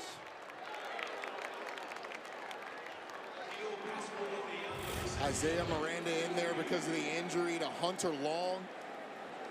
Able to sneak right by. How many times have we seen the linebackers and safeties of Syracuse be sucked in because of the play action with a guy behind them? And once again, Boston College able to get in the end zone. If you had Boston College with 43 points, extra point pending in the first half, good for you. Not only that, how about the fact they've got 5 touchdowns in quarter 2? Incredible. Well, watch these linebackers. The action in the backfield and their eyes in the backfield are going to let Miranda just sneak right behind him. Everybody bites up. The corner goes out on the out route, on the flat route, and it's an easy throw. Dennis Grosel has had some really easy throws. They've gotten him on the run. He's thrown back over the middle to the tight ends. They've gotten him in play action, had wide open receivers down the field, and then right there, just the tight end sneaking out, running a little corner route. It's been a fantastic job of this Boston College offense taking advantage of the aggressiveness and the focus of this Syracuse defense on the backfield. A.J. Dillon and David Bailey. That's what complimentary football looks like. Boston College has set a record for total offense in the first half. Total offense in a half period. 518. Their record is 518 today, 484. And in 7 minutes and 1 second, Roddy, here in the close of this first half, they have scored 28 points. Sean Riley will touch a knee with 26 seconds left. Orange will scrimmage from the 25. And here's the FPI on Boston College. Well, those last 2 games, the trip to Notre Dame and the trip to Pittsburgh, are certainly going to be tough. Up 24 points against Syracuse going into halftime. You got to feel good about your chances. Then it comes down to Florida State next week. You get that game at home. The forecast for that game is in the 30s up in Boston. I know you're excited. I'm like the Florida State guys looking at that like hard pass. No siree. I don't want that. Why are you guys worried about the weather? You guys are going to be up in the booth. There's only one of us that needs to be worried about the weather. Cool. Windows open, man. You got to walk in and out of the stadium, too. Cool. Got to walk in and out. Really? Is that the way you're going to? It's cold, man. You present that logic for Ewood like that? Cold. Guy who played his entire career in Buffalo? Hey, good for Ewood. Oh, I'll be out in the elements. I also played a lot heavier than I'm field analyst weight at. DeVito will be sacked. And Dino Babers is not going to call a timeout. And the opening 30 minutes are going to come to a close on Brandon Barlow's sack of DeVito. And Steve Adazio's 34 points in the second quarter, Roddy, takes him to a 24-point lead. And honestly, his offense has had their way with this Syracuse defense all game long. It's really the 2 turnovers, the only things that prevented them from scoring on every single drive. Let's go downstairs. The Eagles coach, Dome in Central New York. Atlantic Division of the ACC.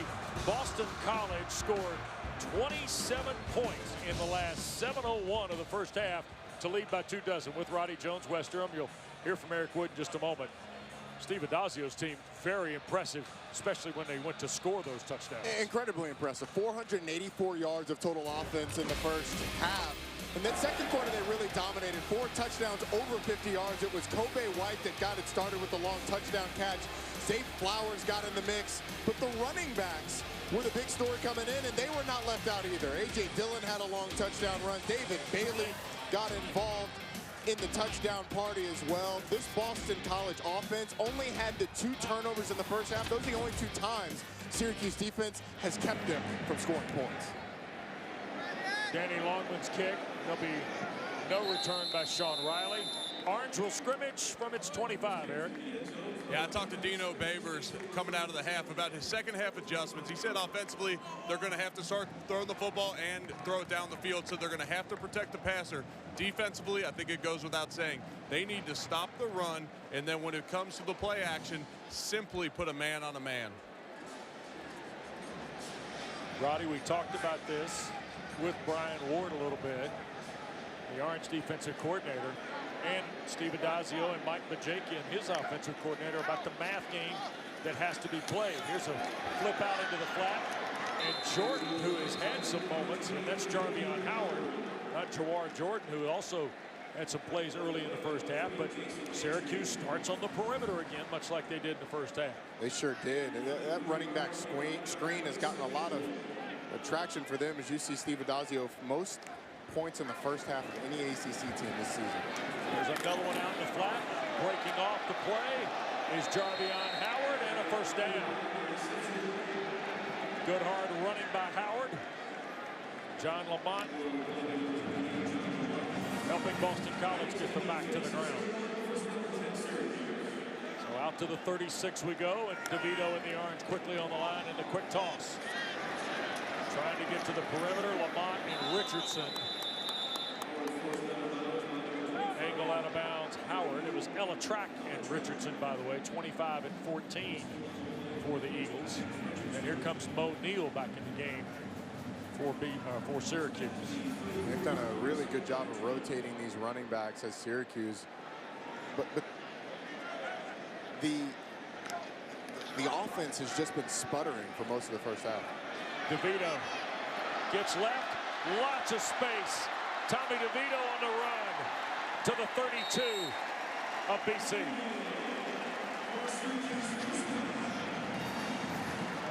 This is something that Mike Lynch, the offensive coordinator for the Syracuse Orange, told us that he's been telling Tommy DeVito, sometimes you just take off and run. If you see a lane, go ahead and try and get the first down. DeVito can run a little bit when he gets going. That ball hit the ground, incomplete. And DeVito just offline on the throw to Sean Riley there. Yeah, the accuracy issues are something that have kind of plagued him since we did the Holy Cross game here. He had a little bit of an injury there, an upper body injury that I think has affected his throwing motion. Accuracy has been a little bit of an issue the last couple of games, and you saw it there. So far in this game and in the first half, he's been pretty decent with the accuracy, but you see it crop up every once in a while. Here's DeVito in trouble and goes down. Peeling off the edge was Yergin and also Brandon Barlow. Second time Barlow's gotten to DeVito. Richard Yergin, the Clemson transfer, they combine on the third sack of the Orange today. Tommy DeVito gets pressure in his face and tries to escape by rolling out, and this Boston College defensive line that has not created a lot of sacks so far this year. 8 sacks coming into this game. He's already gotten to DeVito 3 times today. Neal, a little bit of a sweep to the near side. And Aflac going to take him down as he reaches the 35. It'll be 4th down and 12. And I'm not going to be surprised if Syracuse goes for this. I think you almost have to. I mean, the change in field position is not going to be enough, down 24 points, to warrant punting the football. So I think you got to go for it here. They got movement. It's a free play. DeVito going to take the shot for Tristan Jackson. Caught it! Dropped it. Maitre was there. The redshirt freshman from Orlando at corner. Caralfa offside. Defense. Number 44 defense. 5-yard penalty. Oh, Tristan has it. And he doesn't. Well, it's a good job of Maitre just getting his arm in there. And when Jackson secures that ball, Maitre's arm still underneath the ball and then just rips at it as you go down to the ground. That's Maitre playing every single second of that play hard, never giving up on it, being able to force the incompletion, albeit Syracuse has another shot to pick up the first down on a 4th down. Jason Maitre had a pick 6 against NC State at Chestnut Hill a couple of weeks ago in the big Boston College win. 4th down after the penalty. DeVito going to keep it on the run. Does he get there? No. He will come up short at the 26. Max Richardson got the angle on the Orange quarterback. And this crowd is completely displeased with DeVito taking a dive ahead of the sticks. Oh, my heavens. Some of Ewood's people. Bill's Mafia right there. Bill's Mafia at the game. Here is A.J. Dillon on the first carry of the second half, and the big fella rolling again. Cisco tries to challenge number 2, who is finally knocked out of bounds near the orange 42-yard line. First play of the second half, Boston College says, all right, Syracuse, you've had time to think about it. Corners, you want to tackle? And it's a whiff on the edge from Christopher Frederick on A.J. Dillon. Andre Cisco trying to line up his shot. Finally take him down out of bounds at the end. But A.J. Dillon picking off right where he left off. Swap out Dillon, bring in Bailey. And here goes David Bailey. And he'll stretch for 9 on first down ahead of Lakeem Williams' tackle. Williams was already at 11 tackles at halftime, which matches his total from last Saturday at Doak Campbell against the Noles. Adazio mentioned going into the half that Bailey is running a little bit ticked off this half and with the remainder of the first half after that fumble that he had. Second and short. Here's David Bailey again. And he'll take Jones and roll for a yard. And that'll be enough to move the chain. A.J. Roddy, you said nifty. Dillon is nifty. He's okay with contact, but he's got stiff arm, he's got balance, he's got vision, he's probably a little quicker than he looks. David Bailey, he thinks football's a collision sport, not a contact sport. Well, Wes, when you're redoing your kitchen, you know a lot about this because Packer and Durham and all that stuff. When you're redoing your kitchen, sometimes you need the guy that's got a lot of tools in his tool bag. He'll do the fine work. He can bust down some cabinets. He can do some different things in there. That's A.J. Dillon. Sometimes you need the guy that's going to knock down a wall with the sledgehammer. Put the grout down, lay the grout. Exactly. Here's Dillon working on the cabinets. Look at that. 11 and a first down. Did he take his own people down, Roddy? Well, so when you're doing the cabinets, sometimes you got to take out the sledgehammer. And when you're in the way, yeah, get out of my way. But then you do the soft stuff. That's Ewood's guy. He knocked down Lindstrom. Hey, I've been there before. Get out of the way. And you know what? When you make a 10-plus yard run like that, we don't even get mad when you push us in the back. 7 for Dillon. It was all on display on that one. On the last one, the one where he knocks over Alec Lindstrom. He runs through his own guy. Then you get the spin move, the nifty feet. Then you get the forearm shiver into the chest of the defender. That's a full tool bag right there, and he's not afraid to pull any of them out. Miranda's come in as the fullback. Here goes Dillon again. Armstrong hangs on. It'll be third and about a yard and a half. The offensive line for Boston College is just getting a continuous surge off the line of scrimmage. That left side with Tyler Vrabel, the freshman, he's only given up 1 QB hit this year and 0 sacks, son of Titans head coach Mike Vrabel. I think Lakeem Williams is down for, nope, beg your pardon, it's Coleman, I think, who's shaken up again. So we get a break in the action at the Dome. BC on the attack. This was our chairman of the mock committee in early October in Dallas. Eric Wood and Roddy compared notes last night. Everybody want to weigh in here? I'm in the interest of activities earlier this week. I'll abstain. You're not allowed to pick. Yeah. Well, look, I have Clemson as the first one out. I have them at 5 because when you look at best win, worst win of the undefeated teams, and then also schedule, I just think they lose out to the teams up in front of them when you compare each one of those teams one by one. All right. We'll give Eric equal time in a moment. Here's Dillon on 3rd and 2. And that turns into 1st and goal just inside the 5 on the Cisco tackle. And A.J. Dillon just eclipsed 200 yards on his 26th carry. Now got 205. All right, Ewood, take me through yours.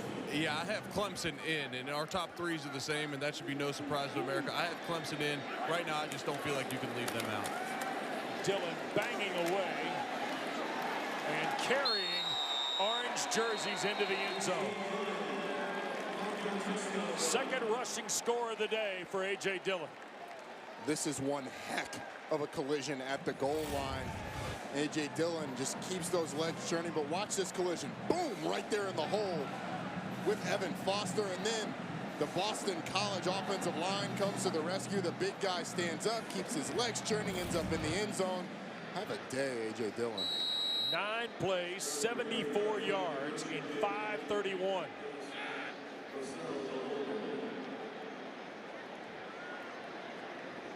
Boumeri for the point.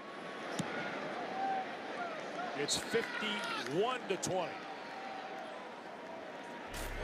A.J. Dillon punches in his second rushing score of the day, his 12th of the year.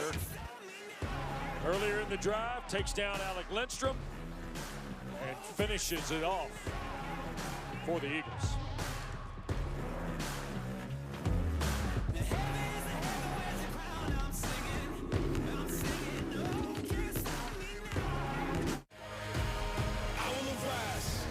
And he and Bailey have combined for 353 yards on 38 carries. The kick will be out of bounds by Long. Fourth 200-yard game of Dillon's career. The 35-yard line. And after the penalty, Orange will be moved up 10 on the kick. And earlier today, the letter winner of distinction was officially awarded last night. And one of our own, Kerry Potts, Senior Director of College Sports for both ESPN and one of the key folks in the launch of the ACC network in August, was one of the 5 recipients of this honor that's bestowed upon individuals who've left their mark on athletics. She was a former volleyball player for the Orange, and certainly success after graduation. Well deserved for Kerry. An incredible example of an incredible student athlete, incredible leader here at ESPN. Yep. Congratulations to Kerry. Throw downfield is over the head of Harris, and a flag on Maitre for pass interference. And we offer our congratulations to Kerry.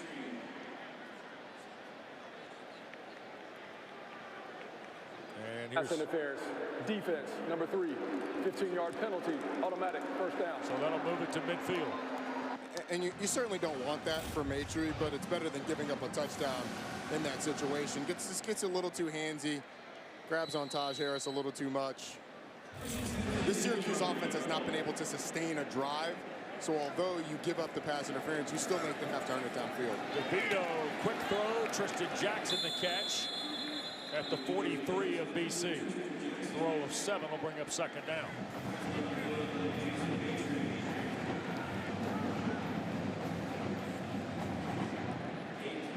They protected Tommy DeVito a lot with these short passes. We've seen Boston College be able to get some pressure as well when they don't go, or they go away from him. Here's DeVito trying to get away. Carafa couldn't track him down. Tommy DeVito inside the 35 and a Syracuse first down.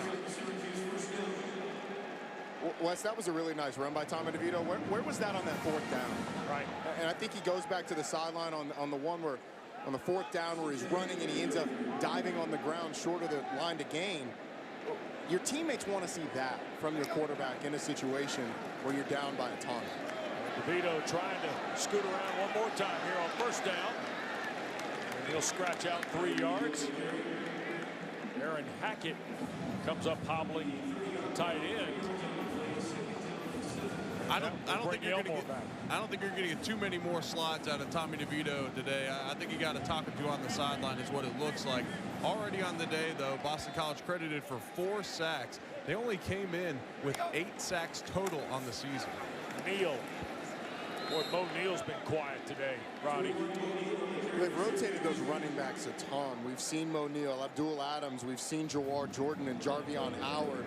So it's been a 4-man rotation, a little bit deeper than what we're accustomed to seeing from the Syracuse offense. And coming in, you mentioned it in the open. I thought Mo Neal was a guy that could be utilized a ton in the pass game here today, but Syracuse just hasn't had the continuity on offense. DeVito for Riley. Broken up. DeBerry, the freshman. Well played on his part. It is a really fantastic play by Josh DeBerry, a guy that the coaching staff is really excited about, able to come in at the last minute. And in slow motion, looks like maybe a little bit early, but in real speed, that's a bang-bang play. No call, good play and recovery by DeBerry. DeVito beyond the reach of Hackett, who got hit by Lamont. And Aaron Hackett slow to his feet as they give it away on downs. And that's part of the accuracy that we were talking about from Tommy DeVito earlier in the game. Just misses Hackett high and outside. And It's either a miscommunication by the tight end and the quarterback, or it's just a missed throw. Either Hackett's supposed to break that out, and that's what DeVito is expecting, or Dino Baber is talking to his quarterback, and he may be saying, hey, look, that's a read where the guy's going to sit right there on the linebacker. Just put it on him and get the first down. David Bailey, the running back. Here is Bailey. Out to the 33 to gain a 6 on first down. Eric Coley, the tackle. Coley had a career-high 7 tackles last week at Tallahassee.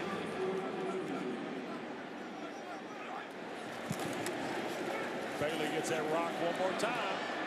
Out toward midfield. I think Cisco and Melifonwu got just enough to keep Bailey from going to the house. Well, Wes, in the run game today, I'm not sure we've called the defensive lineman or linebackers' names. Just look at the way big number 64 was able to get up. Ben Petrullo, I'm sorry, was able to get up on the linebacker and just seal him. This Syracuse offense, this offensive line in particular, has done a fantastic job at swallowing up these these defensive linemen and linebackers and making the DBs be active in the run game. A.J. Dillon spells Bailey. Don't forget Virginia, Carolina, game 3 of our triple header tonight from Kenan Stadium in Chapel Hill, presented by Geico. Here's Dillon. He'll work into the 44. Jones the start. By the way, the game tonight in Chapel Hill, you see the implications based on FPI with a win for both the Tar Heels and the Cavaliers. Virginia almost locks it up with it. They all have wins over everybody with the exception of Miami that's really in contention up there at the top. Coleman comes back, stacks up Dillon on third down. And Ricky Brown, the special teams coordinator for Boston College, is going to put Grant Carlson out to punt for the first time today. 8th in the league in average at 43-1. Had a season best 65-yarder last Saturday night at Clemson. Trill Williams will drop back off the orange 45. Here is Carlson flipping it over. Williams gives ground, and it will check up and be down to around the 15-yard line.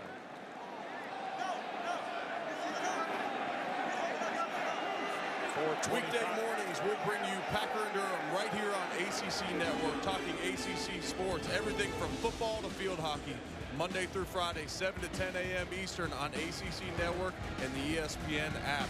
Hosted by our own on the call, Wes Durham. And Wes, yeah, I got to get on the show more, man. Hey, look, there's. I gotta get on the show more, man. Wes, there's some people you guys have been trying to get a hold of that have been a little elusive. You guys have had some call-outs. Yeah. Me and E Wood, we're always available, man. You know where to find us. Gotta get y'all on camera, man. Come on. Gotta get y'all on camera. They got one in Atlanta. They got one in Louisville. Yeah, we get y'all on camera.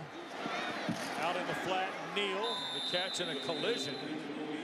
Tell you what, TJ Ram really moves well for a big guy at 300 pounds.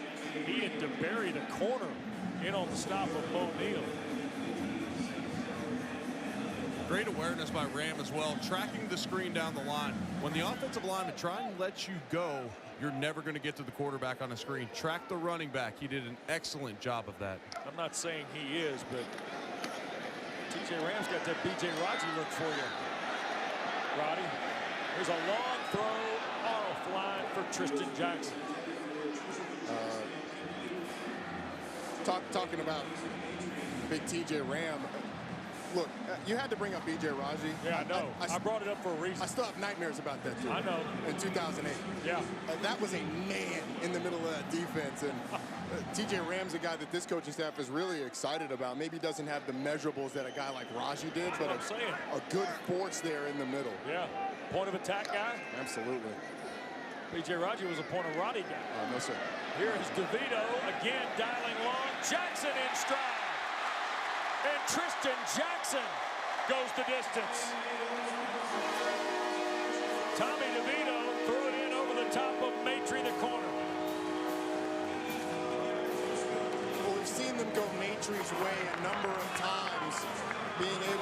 He's been able to hold up pretty well for the most part during this game, but that time Tristan Jackson is just able to get past him. And good for Tommy DeVito, extending the play, moving up in the pocket some to create the time to be able to find Jackson down the field. We'll see if this is able to get this Syracuse offense rolling a little bit. They're going to have to get some stops on defense like they just did, but finally some signs of life from Syracuse on the offensive side of the football. Orange in the end zone in under a minute. 85 yards, a career best in terms of a catch by Jackson and a pass for DeVito. First score of the half for the Orange. Go. First time in a while the Orange have been excited about something developing in this ball game here at the Dome, because Tommy DeVito just went 85 yards to Tristan Jackson. We got a high scoring ball game today. 78 points already on the board with still a quarter and change to go. Travis Levy off the 3. And he'll reach the 20. Don't forget, this is game 1 of a triple header tonight on ACC Network. Still to come, Mark Hersley, Chris Cotter standing by at Death Valley. Number 4 Clemson and Wofford. Terriers trying to beat the Tigers for the first time since 1933, by the way. And then ACC Network primetime football presented by Geico. Cavaliers and Tar Heels at 7:30. Dave O'Brien, Tim Hasselbeck, Katie George will join you from Kenan Stadium tonight under the pines with the bell tower lit, I'm sure. And here goes A.J. Dillon back to work. Out to the 33-yard line on first down. At this point, with nothing to lose, I would expect defensive coordinator Brian Ward to start dialing up the pressure. They have to try something new. They cannot simply sit back and let this Boston College offensive line tee off on them anymore.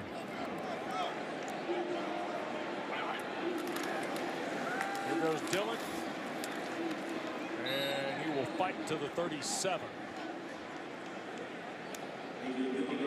The single game rushing record at Boston College occurred November 16, 2013, when Andre Williams went 42 carries for 339 against NC State, by the way. Former New York Giant. And Dillon got corralled by Armstrong, and then the rest of his buddies showed up. They'll take him down for a loss of 2. A.J. Dillon, coming into this year, remember, had 272 as a freshman 2 years ago in Louisville, Roddy, on 39 carries. Yeah, 223 earlier this year against NC State. And this is a huge third down. This Syracuse offense got something going. Defense is coming off their first forced punt of the game. How aggressive will Boston College be with Dennis Grosel? He's going to throw across the middle. Caught Kobe White. And a first down. Nice throw by Grosel with Evan Foster defending. Well, it's fantastic. It's the first time we've seen him on a true drop back, and watch the pressure. He's able to drop back, is looking downfield. Got player coming through free. He's able to deliver down the field and make the play. That's a fantastic job by a young quarterback, knowing he's going to take a hit, delivering an accurate ball to Kobe White, being able to move the chains. BC 6 of 9 on third down, and Bailey back to work. And he'll crack it for a couple of yards, bury the tackle. But Dennis Grosel now, who was 7th string 2 years ago when they opened camp. Look at the numbers today, 7 completions and 3 scores. Oh, and the first QB with multiple 50-yard TD throws in 12 years since Matt Ryan did it for the Eagles. He ended up pretty good. That Ryan guy. I have a question, Wes. At what point do they still track the depth chart when they get down to 7? It's a good question. It's a good question. It's a really good question. Means they had 7 quarterbacks on the roster. Yeah. Well, the interesting part about it is that in one of the articles about Grosel, you know, since he came in to spell Anthony Brown, was Kobe White talking about Grosel was the guy, Eric, that in the offseason would kind of be the guy ready always to go throw with him. And Not that Anthony Brown wasn't, but Grossell was just a guy who was always around. And he kind of endeared himself to his teammates for the work ethic and things like that. And that's where Steve Addazio, when we asked him about him yesterday, Addazio started lighting up about Grossell and just kind of his makeup as a guy and a player. And that's absolutely how you earn the respect of your teammates. Third down, hit as he throws. Caught! Big time grab. That's Ethan Williams. And another BC first down. How about this catch? And he did that with Kingsley Jonathan breathing on his neck. I mean, Kingsley Jonathan's about to plant Grossell into the backfield, and Grossell just stays calm and delivers an accurate ball. What a fantastic... We go to the fourth. 51-27. BC broke this game open when they scored 27 points in a 7-minute stretch of the second period. And Addazio's Eagles have been at work since.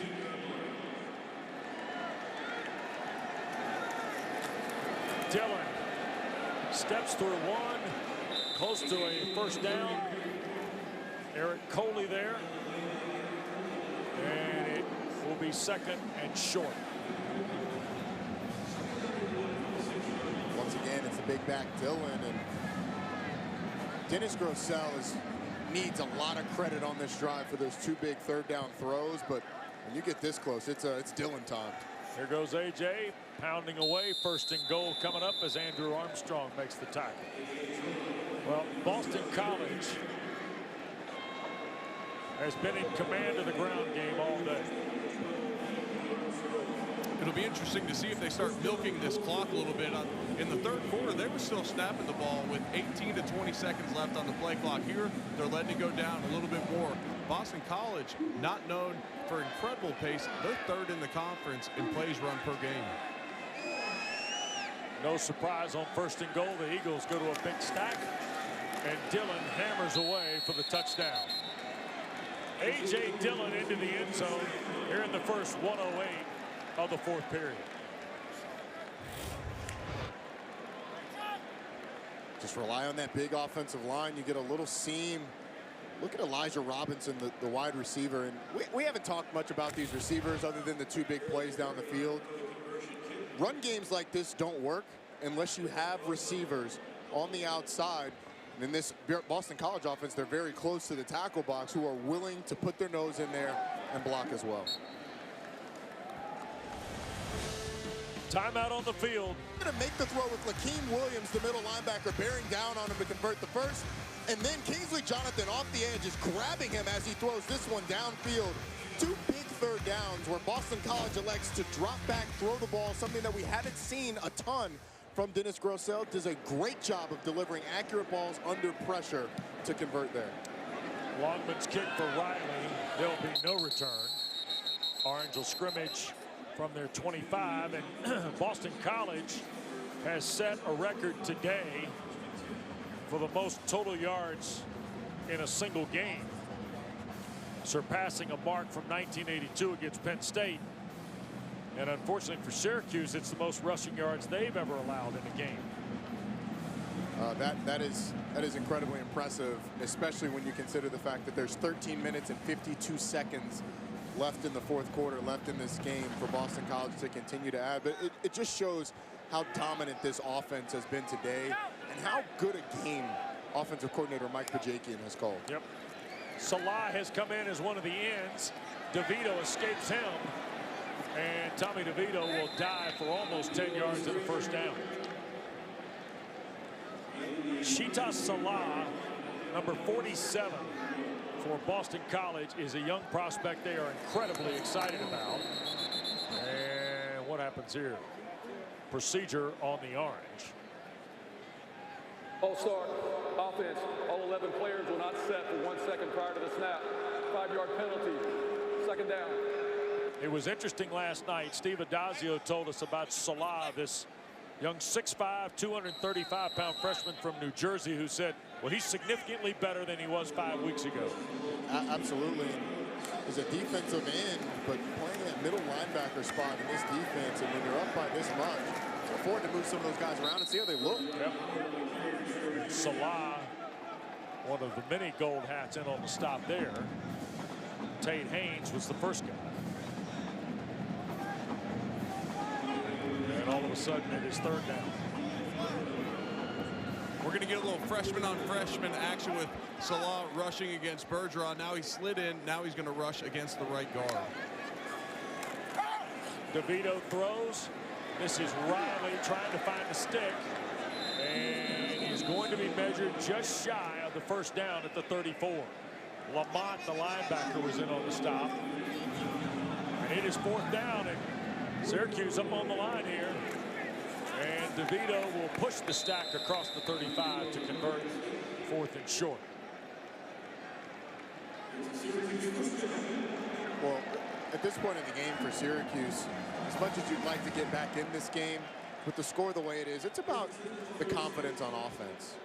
If you're going to drop this one, the ability to get something going and some confidence for Tommy DeVito is going to be absolutely huge, not only for this year, Wes, but as you go forward for next year, these guys are going to have to start to believe in something. And if DeVito can have some success, not only today, but in these last 3 games as well, then you can believe going into the offseason, hey, we've got something to build on. Roddy, at Duke, at Louisville, and Wake Forest here at the Dome is what remains for the Orange after today. And a bye week, by the way, next Saturday.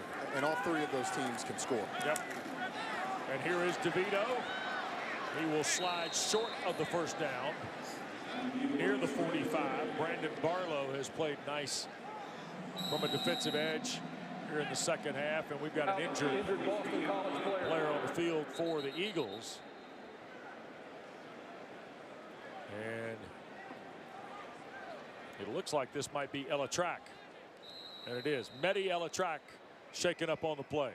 Back after this. Trying to get around Tommy DeVito, and he is helped from the sideline. Gives us a chance to remind you that Clemson and Wofford coming up next.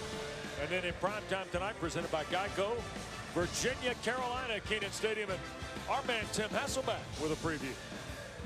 Really, I think this football game was decided in the trenches. You think about the defensive lines from both teams, probably better than the offensive lines on either side. That could really affect the quarterback play. Will Sam Howell continue to be great late? Or will Bryce Perkins be able to get it turned around on the road for this Virginia football team? Looking forward to this one. All right. Cool temperatures. Wind has passed over in the Old North State for the ball game tonight. As Jarvion Howard picks up the third down conversion for the Orange. What do you think tonight, Roddy? Well, in that game tonight, I mean, you saw how Virginia struggled against Louisville's offense. Right. They were able to move the ball down the field. This wide receiving core for North Carolina is fantastic. Yeah. With De'Ami Brown and Daz Newsome, Toe Groves, Bo Corrales. They have been fantastic this year. So can you take advantage of the absence of Bryce Hall in that defensive backfield? DeVito on first down. He will throw it away. 2nd and 10 coming up. Eric, you saw Virginia last week, right? I did. I got to see him firsthand. I was in attendance at that game, not working. They tried to get me on the air and work a little bit, but they got on the air. Grace too. Grace, your daughter. That's the most important thing we saw on television. Absolutely, little Gracie girl, and that was a huge win for Louisville last week. To have 2 wins this season against quality opponents like Wake Forest and Virginia is a huge surprise coming from that Scott Satterfield coach team. The other thing too was, Roddy, to your point about Louisville's receivers and the way that transitions to tonight's game. Calls on Bronco Mendenhall, who will not have Jordan Mack in the first half. Yeah, you're right. The linebacker. Or you're really going to count on hand back and then front to make some plays, right? Yeah, you want to see some pressure as well. Can a guy like Charles Snowden create pressure off the edge? Because this is a North Carolina receiving corps that's built a little like Louisville with their speed. There's a throw to Riley, and it'll be 4th and short. Nice catch by Riley, who took a quick check against Elijah Jones to see if he could get the first down. And now with 10.5 to go, 4th and a yard here for the Orange.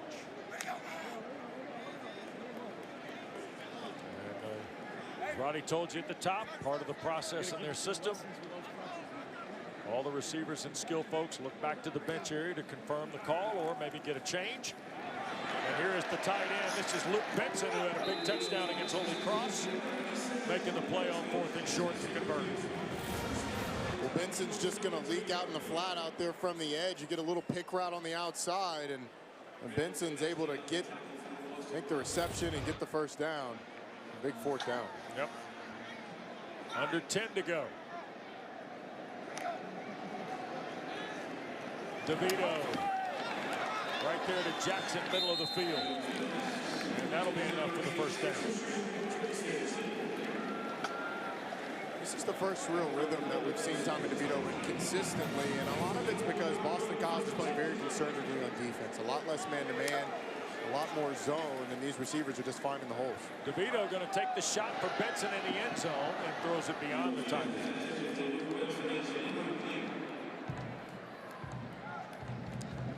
So Syracuse, who we said a moment ago, has lost 3 straight by an average of 10 points. Has a week off before going to Duke to meet a Duke team that, by the way, has a bye week today and then has Notre Dame next Saturday on the West Campus in Durham. And the 14th play of the drive for the Orange is 2nd and 10. Quick throw, Harris. Whoa, Richardson. That's how you're 4th nationally in solo tackles. Right there. He plays sideline to sideline. I mentioned earlier how good he is at diagnosing plays. He is an absolute monster on screens. As soon as DeVito turns his head back to the screen to his left, Richardson's already breaking on the football and makes the play before they can even make a move on him. Our statistician Richard Simmons talked to his dad yesterday on the flight up here, and his dad played at Michigan for Schembechler. His 2 older sisters are athletes. And when you're the youngest baby and you're a boy, you get a nickname like Dolly. What a great nickname for a linebacker. Max's dad told Richard when he came out, he had like the soft face, and the girls thought he looked like a doll, so they started calling him Dolly. Well, Dolly is top 5 in the country in solo tackles. And bringing it. Yeah, and he's done a great job today of diagnosing and really motivating this Boston College defense, which coming into this game, it had been a struggle for them at times. It's been fantastic today. Around the edge goes Howard. Trying to get the corner turned. There's a flag down, and that's going to be, I believe, against Aaron Hatton. And it may be on Max Richardson, who was out there on the edge trying to set it. Couldn't quite get off that block. Holding, number 89, offense, 10-yard penalty for the spot of the foul. Repeat, 4th down. That is going to be the 6th penalty of the day against Syracuse and the 3rd on Aaron Hackett. 2 false starts and now a hold, Roddy. Well, you're just out there on the perimeter, and Richardson does a good job of engaging and then trying to discard Aaron Hackett. And Hackett was probably okay until that last little grab around the waist that spins Richardson around. That's going to catch the attention of the referees every single time, and Hackett comes off the field on this 4th and long now. Yep. Aaron's not near 100%, shaken up earlier in the game. Here's DeVito from the pocket, gonna run with it, and Tommy will get to the 15. And they'll spot it to the 16, and that turns it over. DeVito had a lot of success running on the scrambles against man defense. Against a drop 8 in zone, not ideal. 17 plays, the Orange get it back on downs. Popular this Crane has gotten.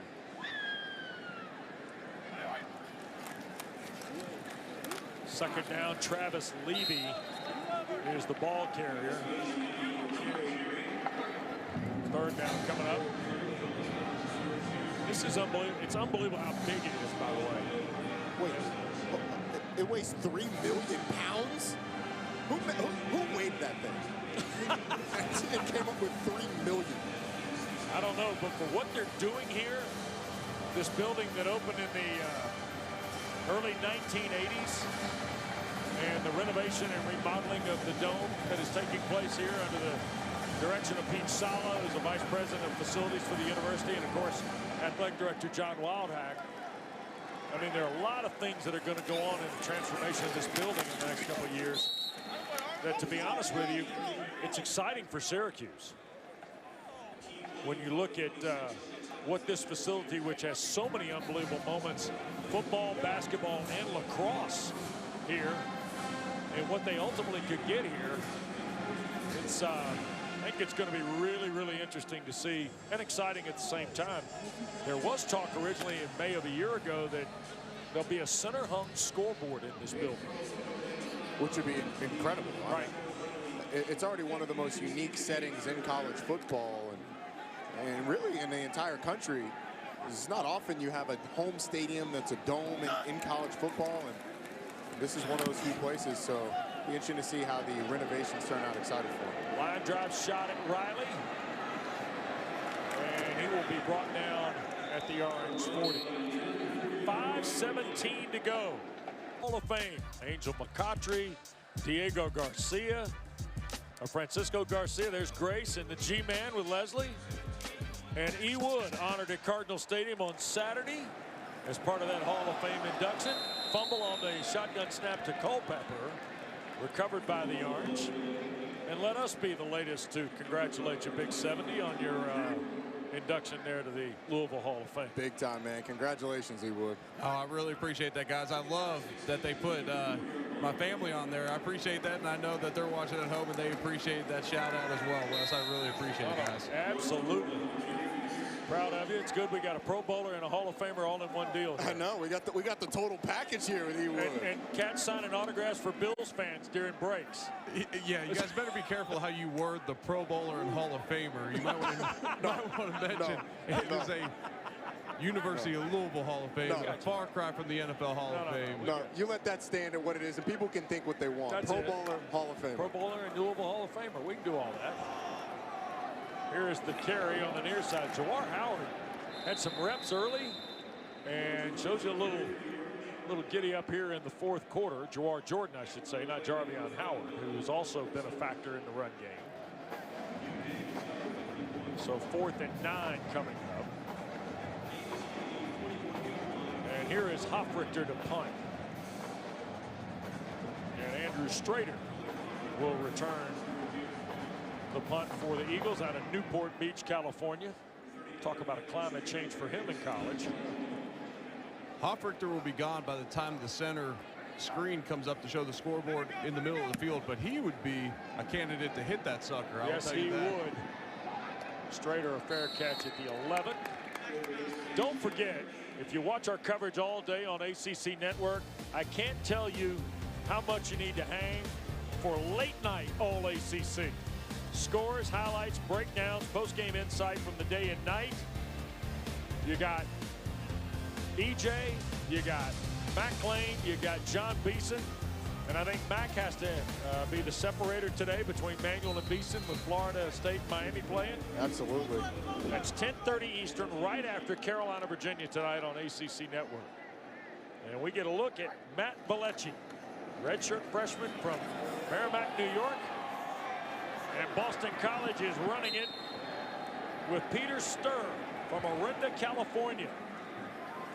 Around the edge, I believe. No, that's Strader, I beg your pardon, the other 39. Andrew Strader is carrying the football, listed as a running back. He was handling the punt return a moment ago here, just ahead of 3 minutes to go. And when you look at this game for Boston College, the question was, were they going to be able to rebound from just an absolute buzzsaw a week ago against Clemson and duplicate the success that they had against NC State? And we were talking about this earlier in the game, but what they were able to do against NC State, 429 yards of rushing against NC State, and then the numbers that they put up here today, this is becoming a trend, Wes. Right. They are able to run the football and run the football well against some very good defenses. Strader gets the carry. Then you see Bailey and Dillon, the law firm that'll line up against Willie Taggart and Florida State next Saturday. We'll be at Chestnut Hill for the high noon start at Alumni Stadium. And I got to tell you now, the BC offensive line against Florida State's D-line, Roddy, sir. Well, not only that, we're going to see two of the best running backs, maybe the two best running backs in the ACC this side of Clemson, and A.J. Dillon and Cam Akers on the other side. And those are two guys that I think are firmly in the conversation for ACC Player of the Year this year. When you look at Players of the Year candidates on offense, I think A.J. Dillon squarely in that conversation with Cam Akers. Travis Etienne's been fantastic. Sage Surratt, the year that he has had has been absolutely incredible what he's meant to this Wake team. And then the quarterback that you throw in there once upon a time was Jamie Newman, but missed some time, and it's Sam Howell. But I think it really comes down to these two guys, and we'll see both of them next week. Here is Strader on 3rd down. Orange getting wrapped up. By the way, Surratt, 9 catches, 67 yards. Already in the ball game at BB&T Field today. Wake Forest leading NC State by 34 in the 4th. It's a statement. Dave Clawson is going to have the last laugh because he had struggled. That Wake Forest team had struggled after bye weeks up until this week, coming off a bye. Absolutely demolishing NC State today. Yep. Wolfpack, by the way, would be 4-4 and 1-3, and only 2-8 in Winston-Salem since 2000. By the way, one of the more curious series. Wake Forest will have won 3 straight over NC State with a win today. And that'll be whistled down at the 19. Boston College has set a single game rushing record today. Or not a single game rushing record, 2nd most rushing yards in a game. They've set a total offense record. And they've hit home run balls all day.